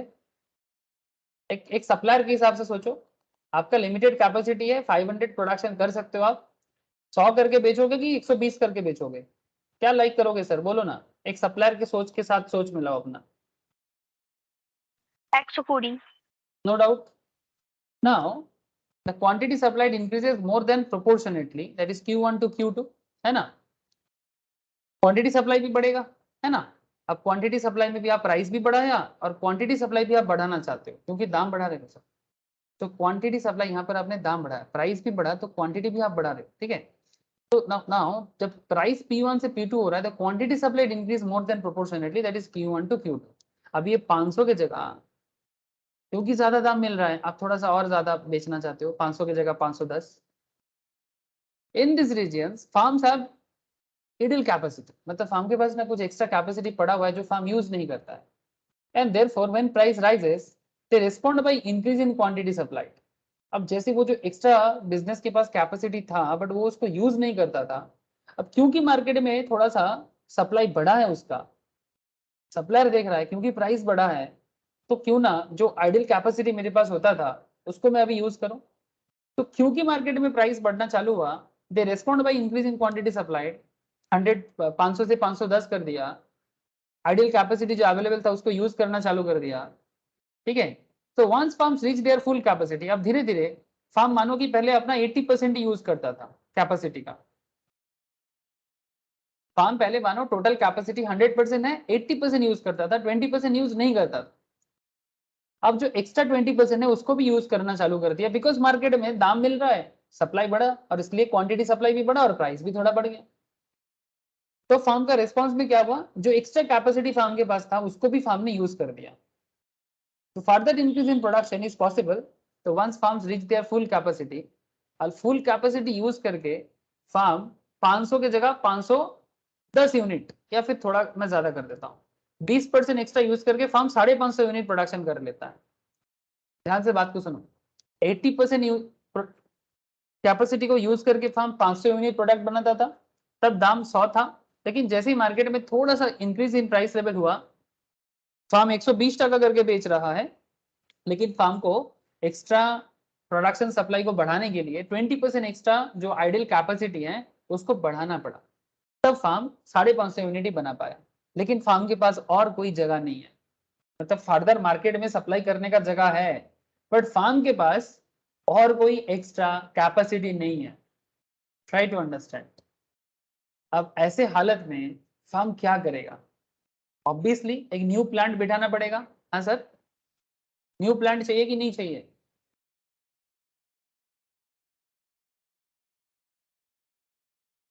बोलो सर। ऐसे सिचुएशंस में अगर फार्म को और सप्लाई करता है, क्योंकि फार्म का कैपेसिटी फुल हो गया है और वो एक्स्ट्रा प्रोड्यूस नहीं कर सकता, जिसका उतना कैपेसिटी है उतना ही वो कर दिया, तो अगर एक्स्ट्रा प्रोडक्शन बढ़ाना है तो न्यू प्लांट लगाना पड़ेगा, and incurring expenses towards this, और उसके लिए खर्चा भी करना होगा। तो कह क्या यहाँ पर क्या बोल रहे हैं sir, to induce firms to increase output, अगर फार्म को अपना आउटपुट बढ़ाना है, price must rise substantially. Sir try to understand, अगर आप अपना प्रोडक्शन लेवल को बढ़ाना चाहते हो तो आपको अपना प्राइस लेवल भी थोड़ा बढ़ाने का सोचेगा, क्योंकि आपका एक्स्ट्रा खर्चा पड़ रहा है यहाँ पर, and supply becomes less elastic. अब ऐसे सिचुएशंस में आपका सप्लाई अब ना लेस इलास्टिक बन जाएगा। क्यों जानते हो? ये जो आप प्राइस लेवल में इंक्रीमेंट चाहते हो ना, ये लेवल अचीव करने के कारण क्या हो रहा है सर, सप्लाई तो आप बढ़ाओगे, बट इस लेवल में जिस तरह का इलास्टिसिटी क्रिएट हुआ था, इस सिचुएशंस में उस तरह का इलास्टिसिटी क्रिएट नहीं होगा। आपका इलास्टिसिटी कम हो जाएगा, सप्लाई का इलास्टिसिटी कम हो जाएगा, नो डाउट कम हो जाएगा। बिकॉज बिजनेस जैसे ही अपना एरिया छोड़ के, जिस मतलब देखो सर, प्लांट छोटा है, प्लांट छोटा है, थोड़ा सा इंक्रीमेंट का मौका मिला, आपने इंक्रीमेंट किया, आपको एक्स्ट्रा प्राइस मिला, आपने एक्स्ट्रा सप्लाई भी किया, एक्स्ट्रा प्राइस मिला, एक्स्ट्रा सप्लाई भी किया, बट मार्केट और मांग रहा है, आपने और खर्चा करके प्लांट बिठाया, मार्केट में और सप्लाई बढ़ा रहे हो आप, बट उस हिसाब से, जिस हिसाब से सप्लाई चाहिए था उस हिसाब का सप्लाई और नहीं रहेगा। अब धीरे धीरे आपका सप्लाई का इलास्टिसिटी कम होता जाएगा। लेकिन अभी आपका डिमांड प्राइस 3 P4 चाहिए, मतलब आप अगर P3 से P4 जाना चाहते हो तो आपको क्वांटिटी 3 से क्वांटिटी 4 में भी जाने का मन करेगा। लेकिन इन दिस सिचुएशंस आपका इलास्टिसिटी और इतना हाई रेंज में नहीं रहेगा। जैसे आप यहाँ का इलास्टिसिटी देखो, किस हिसाब से सप्लाई में ग्रोथ था, लेकिन यहाँ जाके आपका सप्लाई लेवल देखो धीरे धीरे कितना क्लोज पॉइंट में आ गया। ठीक है, इसका मतलब इलास्टिसिटी क्या हो रहा है, धीरे धीरे लो हो रहा है। तो यहाँ पर इलास्टिसिटी हाई, बट यहाँ पर इलास्टिसिटी, ये किसी भी मैन्युफैक्चरिंग एंटिटी में इस तरह का सिचुएशंस आपको नजर आएगा।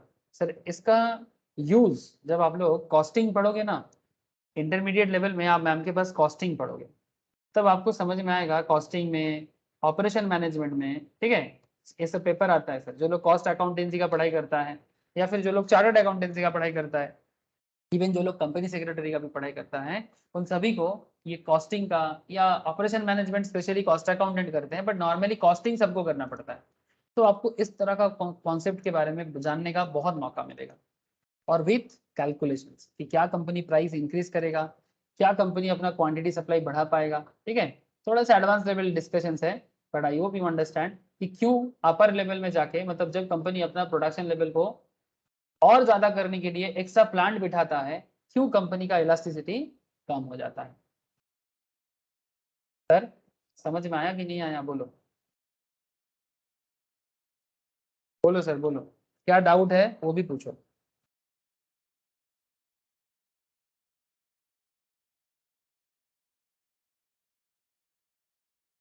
सर पूछा गैलो की गैलो ना? Hello sir. है सर। हाँ sir.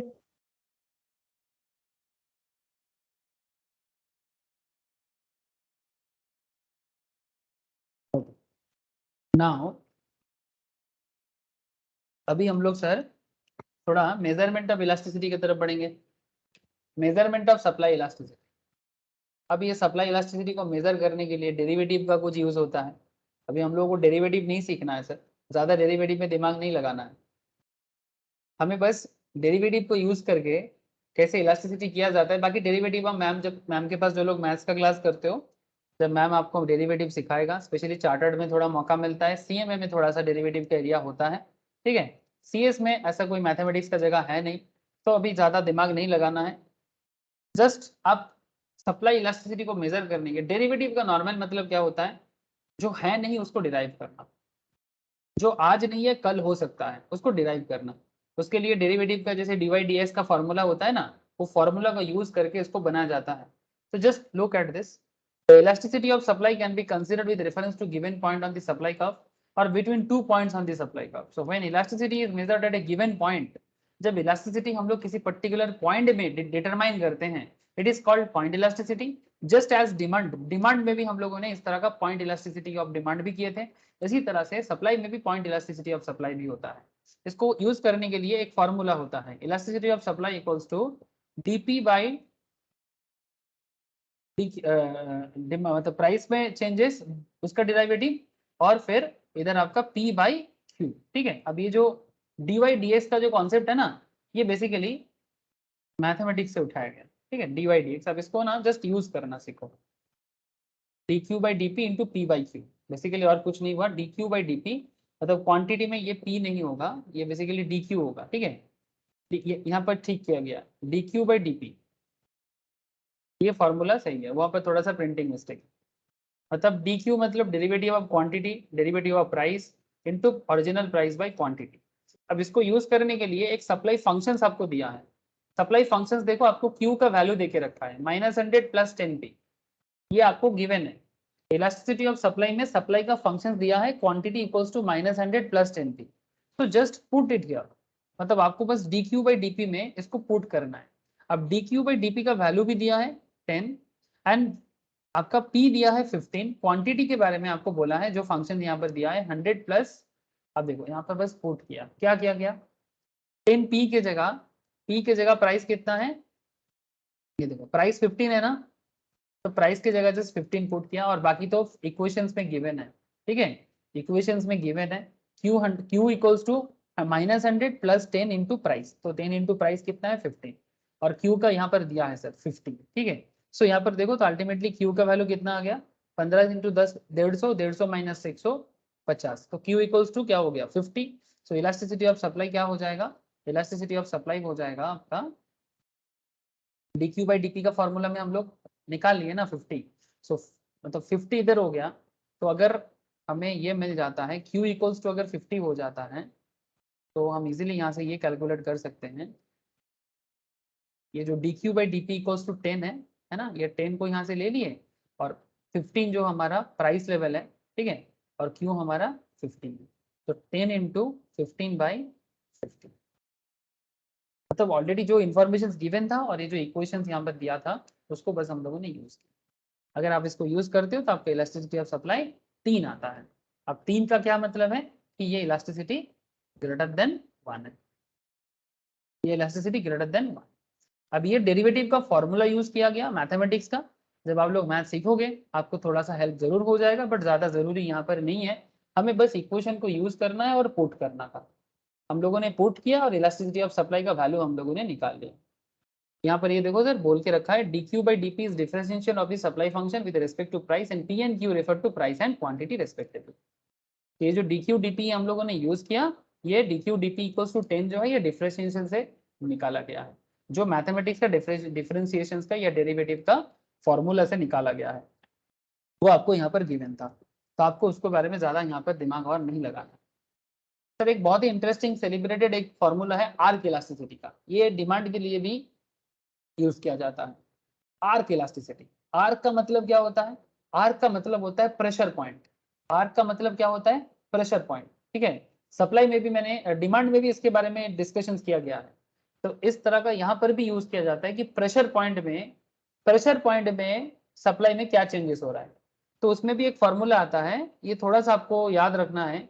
Elasticity of supply equals to Q2 minus Q1 divided by Q2 plus Q1 into P2 plus P1 divided by P2 minus P1। Statistics का फॉर्मूला है। तो जस्ट आपको यहाँ पर कुछ, यहाँ पर ये भी गिवन रहता है कि P1 Q1 क्या है sir. P1 Q1 is the original price and P2 Q2 is the new price and quantity supplied, ठीक है। So thus if we had to find out elasticity of supply of P1 जिसका value दिया है, P1 क्या है, original price. तो original price of any product 12 and original quantity है 20 units. Original new price of any product is 15 and new quantity is 50। So just find out the elasticity. तो just इस formula में put करो, आ जाएगा। इस formula में put करो, आ जाएगा। तो Q2 माइनस Q1, अब Q2 कितना है 50, Q1 कितना है 20, और उसको जिस ऊपर में माइनस हुआ तो नीचे प्लस करो, 50 प्लस 20 इंटू करो। ठीक similarly 15 plus 12 divided by 15 minus 12, solve करोगे आपको ये वैल्यू आएगा 3.85। तो just remember this formula for arc के लिए बस ये फॉर्मूला को याद रखना। तो इसमें भी आपको arc supply elasticity of supply निकाल गया, that is 3.85 in this example. तो 3.85 मतलब again this is greater than 1, मतलब मोर देन इलास्टिक। मतलब हम लोग इसको बोलेंगे, क्या बोलेंगे सर, अगर 1 से ज्यादा है मतलब इलास्टिसिटी मोर देन 1 है, इलास्टिसिटी मोर देन 1 है। तो ग्राफिकल प्रेजेंटेशन में वैसा ही होगा। और ये जो 3.85 है ये बेसिकली और कुछ नहीं, एक प्रेशर पॉइंट को डिनोट करेगा। ये एक प्रेशर पॉइंट को डिनोट करेगा जब किसी पर्टिकुलर प्रोडक्ट में इलास्टिसिटी मोर देन 1 होता है, मतलब प्राइस मानो P से P1 हुआ है। जैसे यहाँ पर प्राइस में क्या था, 12 रुपीज का प्राइस था, प्राइस चेंज होके 15 हुआ है। सो 12 से 15, जब प्राइस P था तो क्वांटिटी सप्लाई कितना था 20, 12 में 20, और जब दाम बढ़ गया P2 हो गया 15 हो गया, तो प्राइस पॉइंट से 15 प्राइस पॉइंट में क्वांटिटी सप्लाई बढ़ के 50 यूनिट्स हुआ है, थोड़ा सा ज्यादा हुआ है ना सर,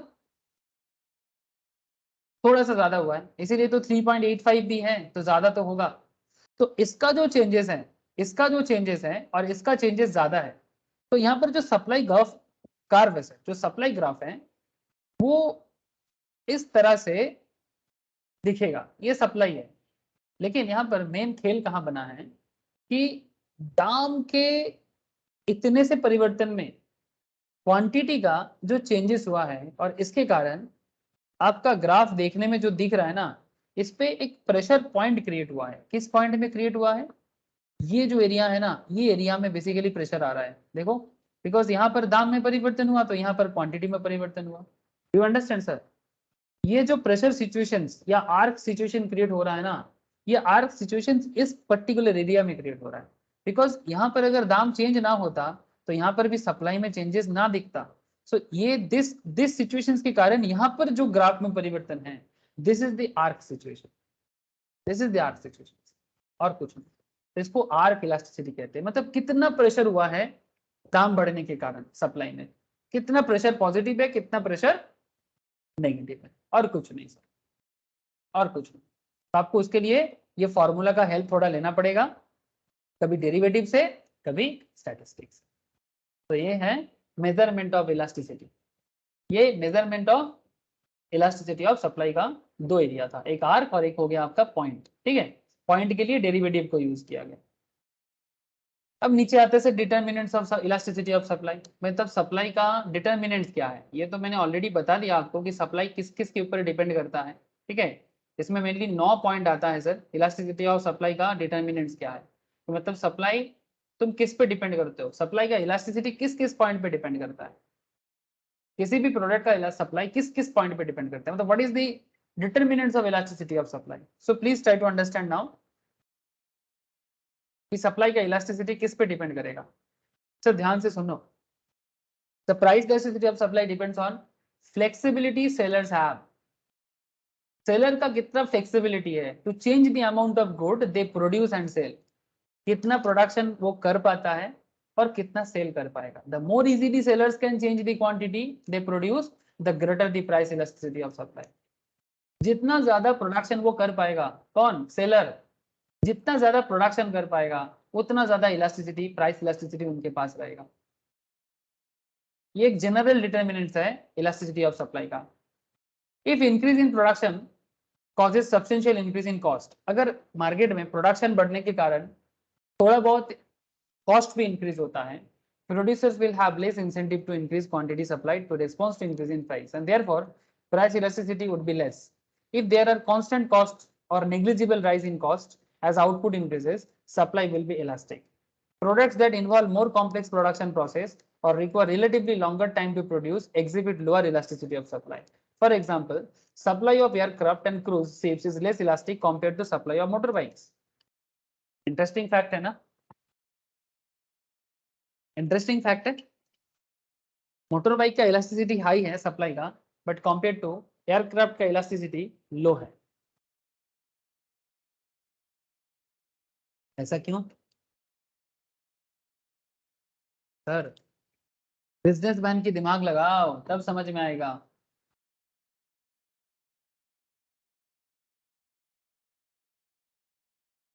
बोलो सर बोलो, बिजनेसमैन का दिमाग लगा के क्या दिमाग लगा पाते हो?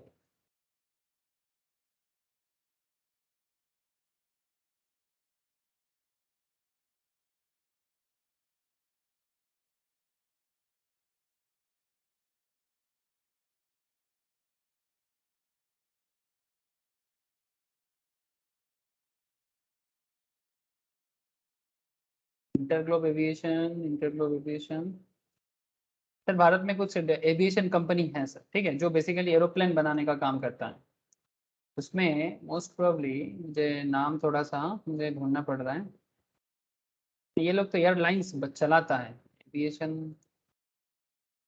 एक सेकंड, नाम थोड़ा सा याद नहीं आ रहा इसलिए मैंने सर्च किया। बाइक बनाने वाला कंपनी का नाम बताओगे?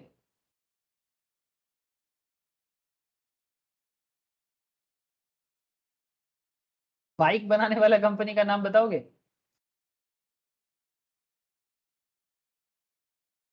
हेलो सर, आप लोग कनेक्टेड हो या नहीं? बाइक में कौन कौन है? हीरो, बजाज, ये सब नो? है हेलो सर, साहब, है ना? यामाहा। यामाहा, यामाहा इंडिया का नहीं है, बाहर का है, ठीक है। इंडिया में दो है सर, हीरो है, बजाज है, ये इंडिया का कंपनी। टीवीएस, ये सब इंडिया का है। Hero bike, Bajaj bike, TVS का बाइक।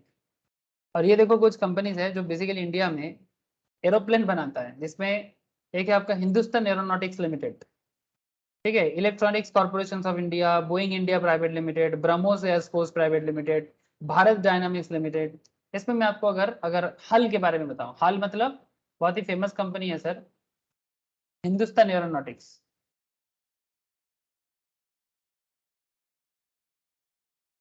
ठीक है। स्टॉक मार्केट में भी लिस्टेड कंपनी है, इसके बारे में मैं स्टॉक मार्केट क्लास में भी बात कर लेता हूँ। तो सर ये इंडिया में एरोप्लेन बनाता है, 1940 में बनाया गया था, 82 ईयर्स एगो, ठीक है। रेवेन्यू देखो इसका 24,620 करोड़, ठीक है। इनकम भी 3,600 करोड़ के आसपास का इनकम है। एसेट्स, लाइबिलिटी, इक्विटी अच्छा खासा है। गवर्नमेंट ऑफ इंडिया का 75% इनके ऊपर स्टेक है। बेसिकली सरकार चलाता है मेनली 75%, बाकी कुछ प्राइवेट मतलब इन्वेस्टमेंट है। मिनिस्ट्री ऑफ डिफेंस इसको कंट्रोल करता है ना। क्वेश्चन इज दैट सर, ये एचएएल का मतलब हिंदुस्तान एरोनॉटिक्स का, ठीक है, हिंदुस्तान एरोनॉटिक्स लिमिटेड जो एरोप्लेन बनाते हैं, इनका प्रोडक्शन लेवल इनइलास्टिक है। क्यों? बिकॉज एरोप्लेन बनाना कोई नॉर्मल काम नहीं है सर, हाई कॉस्ट मतलब मैटर है। और इसका बायर भी आपको बहुत ज्यादा नहीं मिलेगा। इट्स नॉट लाइक कि आप बहुत इजीली एरोप्लेन का बायर आपको मिल जाएगा, हाई कॉस्ट इनमें इन्वॉल्व है। अगर थोड़ा सा डिमांड बढ़ जाता है, इसका मतलब ये नहीं कि आप भी सप्लाई करने के लिए रेडी हो जाओ। ट्राई टू अंडरस्टैंड मैं क्या बोलने का कोशिश कर रहा हूँ। मतलब अगर मानो कि अचानक से आप एरोप्लेन बनाते हो, मार्केट में आपको थोड़ा सा डिमांड नजर आ रहा है, ठीक है, आप एरोप्लेन का सप्लाई करते हो और आपको अचानक से मार्केट में थोड़ा सा डिमांड भी नजर आ रहा है, तो डिमांड नजर आएगा तो क्या अचानक से आप एक सब प्लांट बना लोगे? अगर मानो आपका प्रोडक्शन कैपेसिटी नहीं हो रहा है तो इतना आसान नहीं है एरोप्लेन के एक एक्स्ट्रा, मतलब कोई अगर आ गया कि मेरे को एक एरोप्लेन दो हम बनाते हैं, लेकिन आपके पास कैपेसिटी नहीं है, तो क्या आप एक्स्ट्रा कॉस्ट बेयर करके करोगे? इतना आसान नहीं होगा। लेकिन कंपेरेटिवली बाइक के लिए इजी होगा। एक बाइक बनाना आसान है कि एरोप्लेन बनाना आसान है? Just try to understand. Bike बनाना आसान है कि एरोप्लेन बनाना आसान है? कॉस्ट इन्वॉल्व कम है बाइक में, है ना सर? आप लोगों को बात समझ में आ रहा है? ये देखो, ये हिंदुस्तान एरोनॉटिक्स का लेटेस्ट रेवेन्यू है और कंपनी का नेट इनकम देखो 5080 करोड़ का हिंदुस्तान इसने बनाया। अगर मैं इसके कंपैरिजन किसी बजाज ऑटो के साथ कर लेता हूँ, हीरो के साथ भी कर सकता हूँ। हीरो मोटर के साथ करेंगे, चलो हीरो के साथ कर लेते हैं। हीरो मोटोकॉर्स, इसका भी फाइनेंशियल्स देखते हैं, इसका भी इनकम स्टेटमेंट में लेके आते हैं आपको। इसका नेट इनकम है 2316 करोड़ का। ठीक है, ये बाइक बनाता है। एक बाइक 1 लाख 1.5 लाख 2 लाख में आ जाता है। एक एरोप्लेन 200 करोड़ 300 करोड़ के आसपास का दाम होता है। ठीक है, 20 करोड़ 25 करोड़ के नीचे तो दाम नाम ही नहीं होगा। ठीक है, 100 करोड़ का होता है। नाउ क्वेश्चन इज दैट कि सर, सिंपल कॉन्सेप्ट है कि अगर आप एक हाई कॉस्ट प्रोडक्ट बनाते हो, ठीक है, जिसके लिए अचानक से अगर सप्लाई बढ़ भी जाता है, आप अपना सप्लाई इतना इजीली नहीं बढ़ा सकते। बट अगर आप एक लो कॉस्ट प्रोडक्ट मार्केट में सप्लाई करते हो, जिसका मैन्युफैक्चरिंग कॉस्ट थोड़ा सा कम रहेगा, अगर मार्केट में थोड़ा सा सप्लाई बढ़ भी जाता है तो आप उसके साथ इक्विप हो पाओगे। ठीक है, तो इलास्टिसिटी ऑफ सप्लाई डिपेंड करता है कि आप किस तरह का प्रोडक्ट के साथ बिजनेस करते हो, ये भी मैटर करता है। आप एरोप्लेन बेचते हो कि आप बाइक बेचते हो कि आप दूध बेचते हो? अमूल, अमूल दूध बेचता है। क्या लगता है अगर मार्केट में थोड़ा सा डिमांड बढ़ जाता है, अगर उसके लिए सप्लाई बढ़ाना पड़ेगा, तो अमूल अपना सप्लाई इजीली बढ़ा सकता है? क्या लगता है आपको? दूध का इलास्टिसिटी हाई होगा कंपेयर टू एरोप्लेन।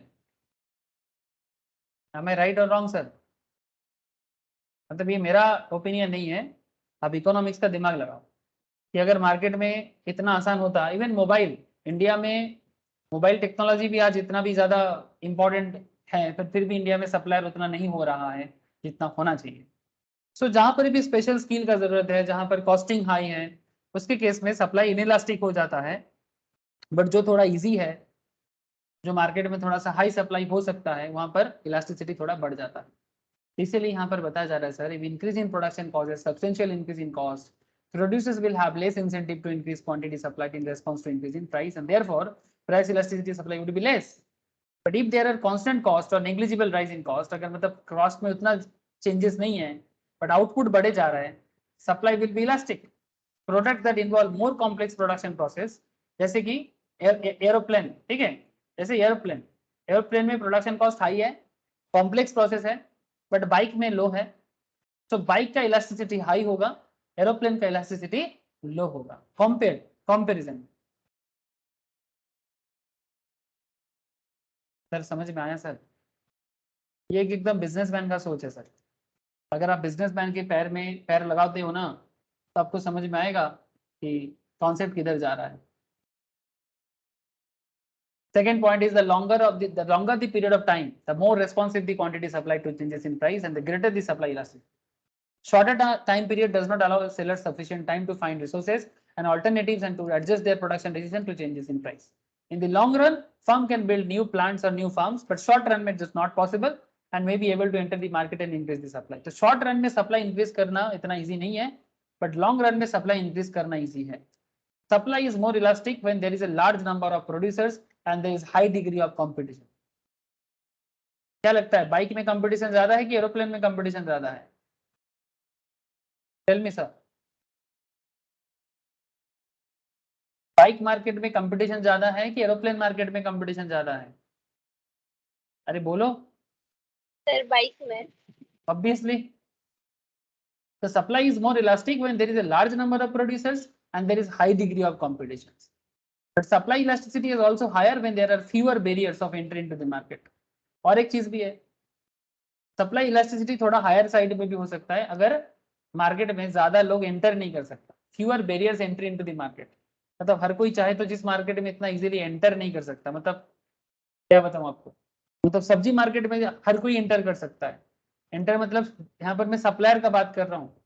आपका मन हुआ तो आप कपड़ा का बिजनेस कर सकते हो, मछली का बिजनेस कर सकते हो, वेजिटेबल बिजनेस कर सकते हो, बट आपका मन हुआ तो आप बाइक बिजनेस नहीं कर सकते, आपका मन हुआ तो आप एरोप्लेन बिजनेस नहीं कर सकते।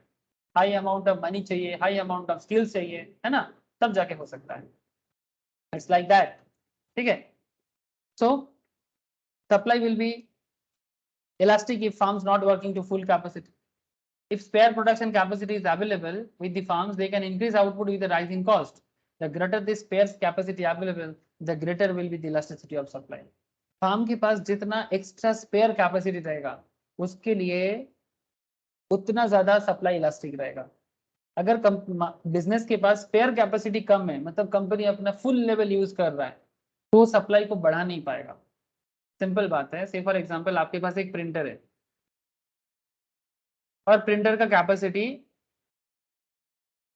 लो है, आप प्रिंटिंग का बिजनेस करोगे तो लो कैपेसिटी है तो ज्यादा कस्टमर को सप्लाई नहीं कर पाओगे, है ना।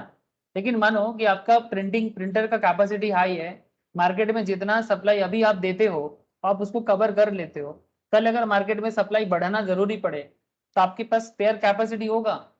एक बड़ा प्रिंटर और एक छोटा प्रिंटर में क्या फर्क होता है सर, ट्राई टू अंडरस्टैंड।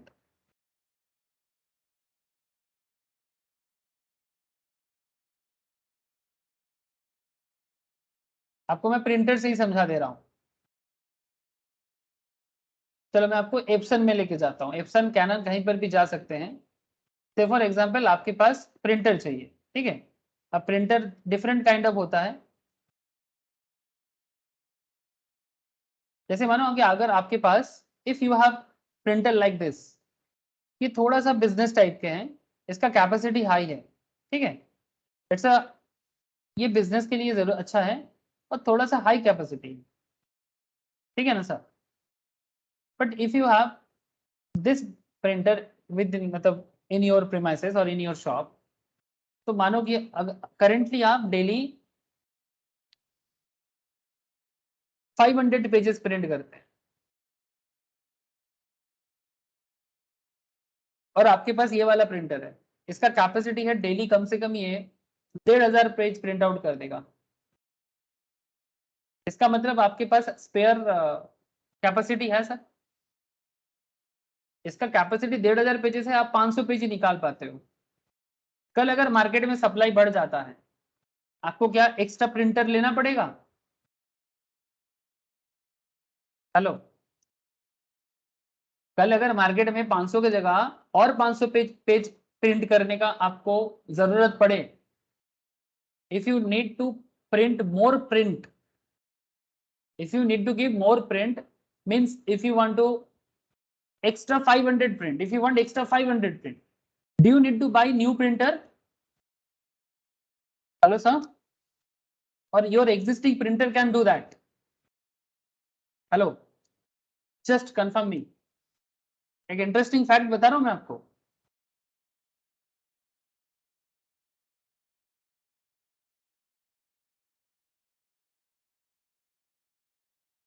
क्या आप लोगों को बात समझ में आ रहा है या नहीं? बोलो सर, सप्लाई के बारे में इंपॉर्टेंट बात कर रहे हैं, बात समझ में आ रहा है, ये और नो?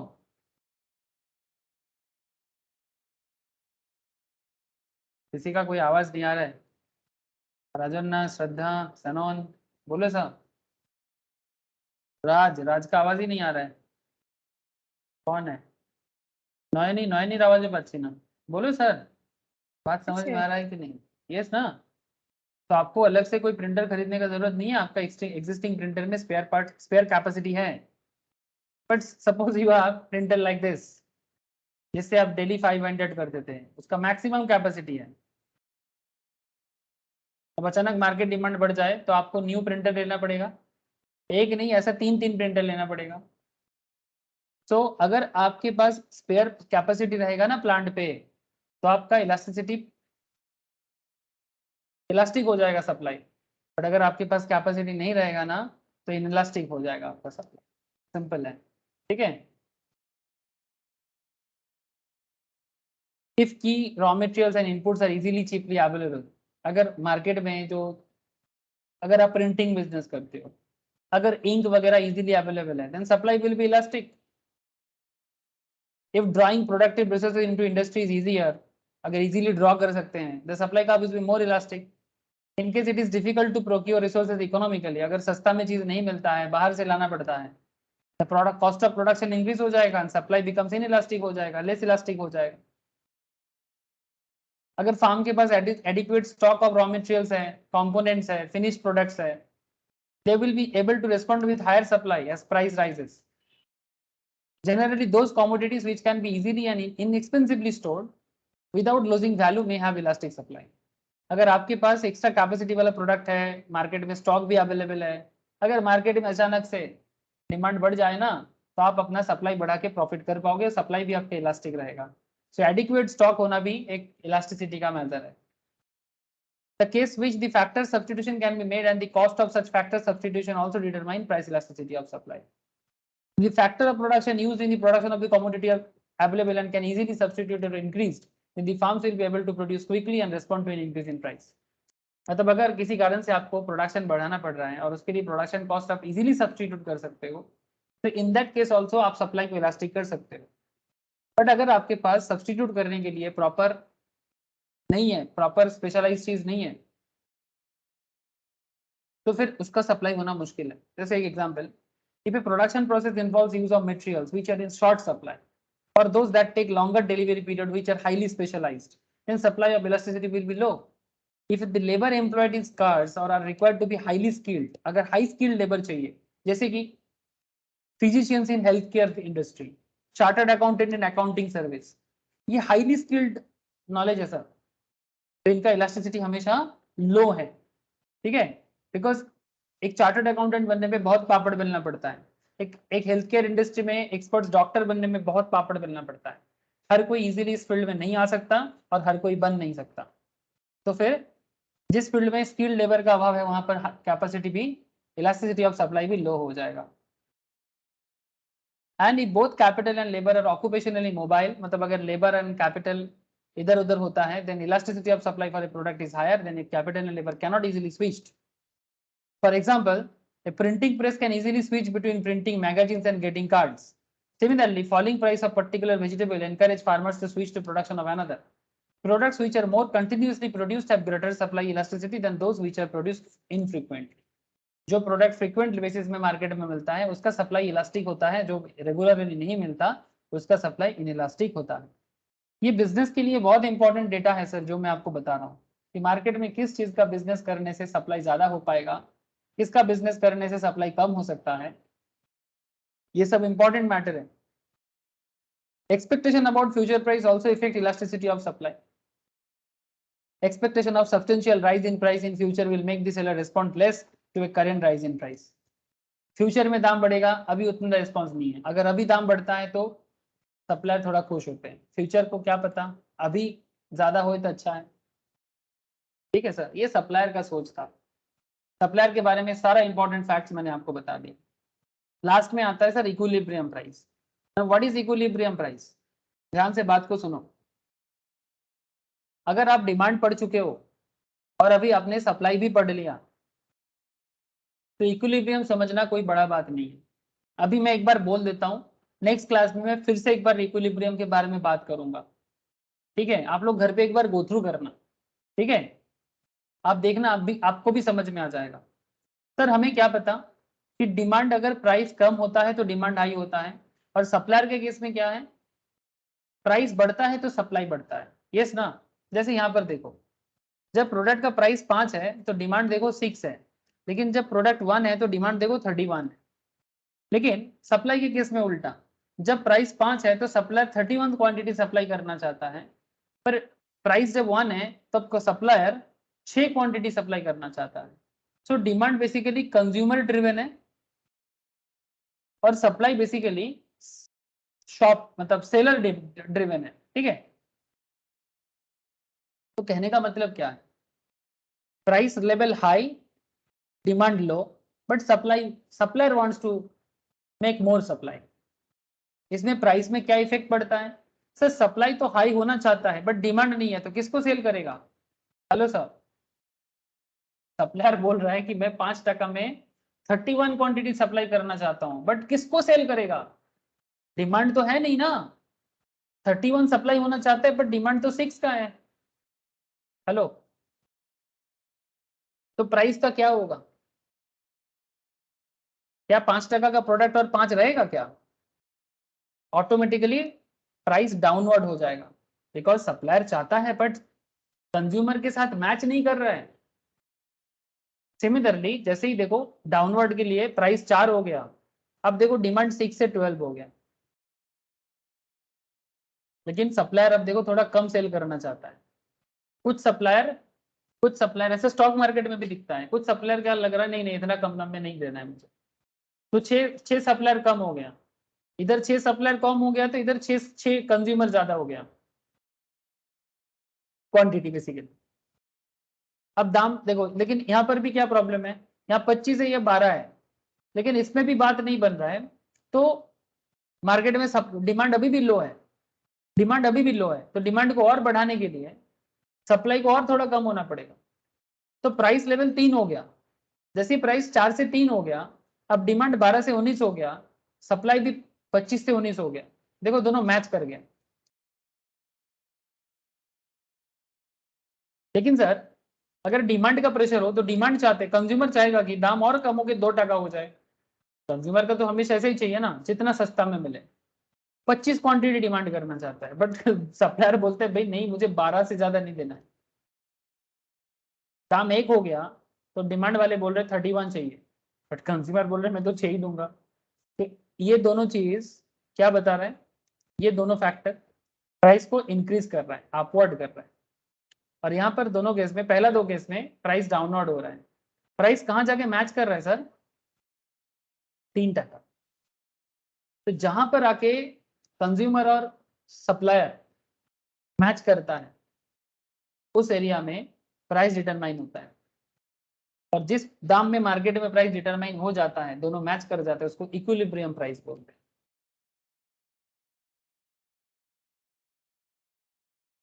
ना तो सप्लायर का चलता है ना ही कंज्यूमर का चलता है, तो मार्केट का, ना तो कंज्यूमर का चलता है ना तो सप्लायर का चलता है, मार्केट मार्केट तो मार्केट के हिसाब से चलता है, ऑटोमेटिक एडजस्टमेंट, ऑटोमेटिक बैलेंस हो जाता है मार्केट।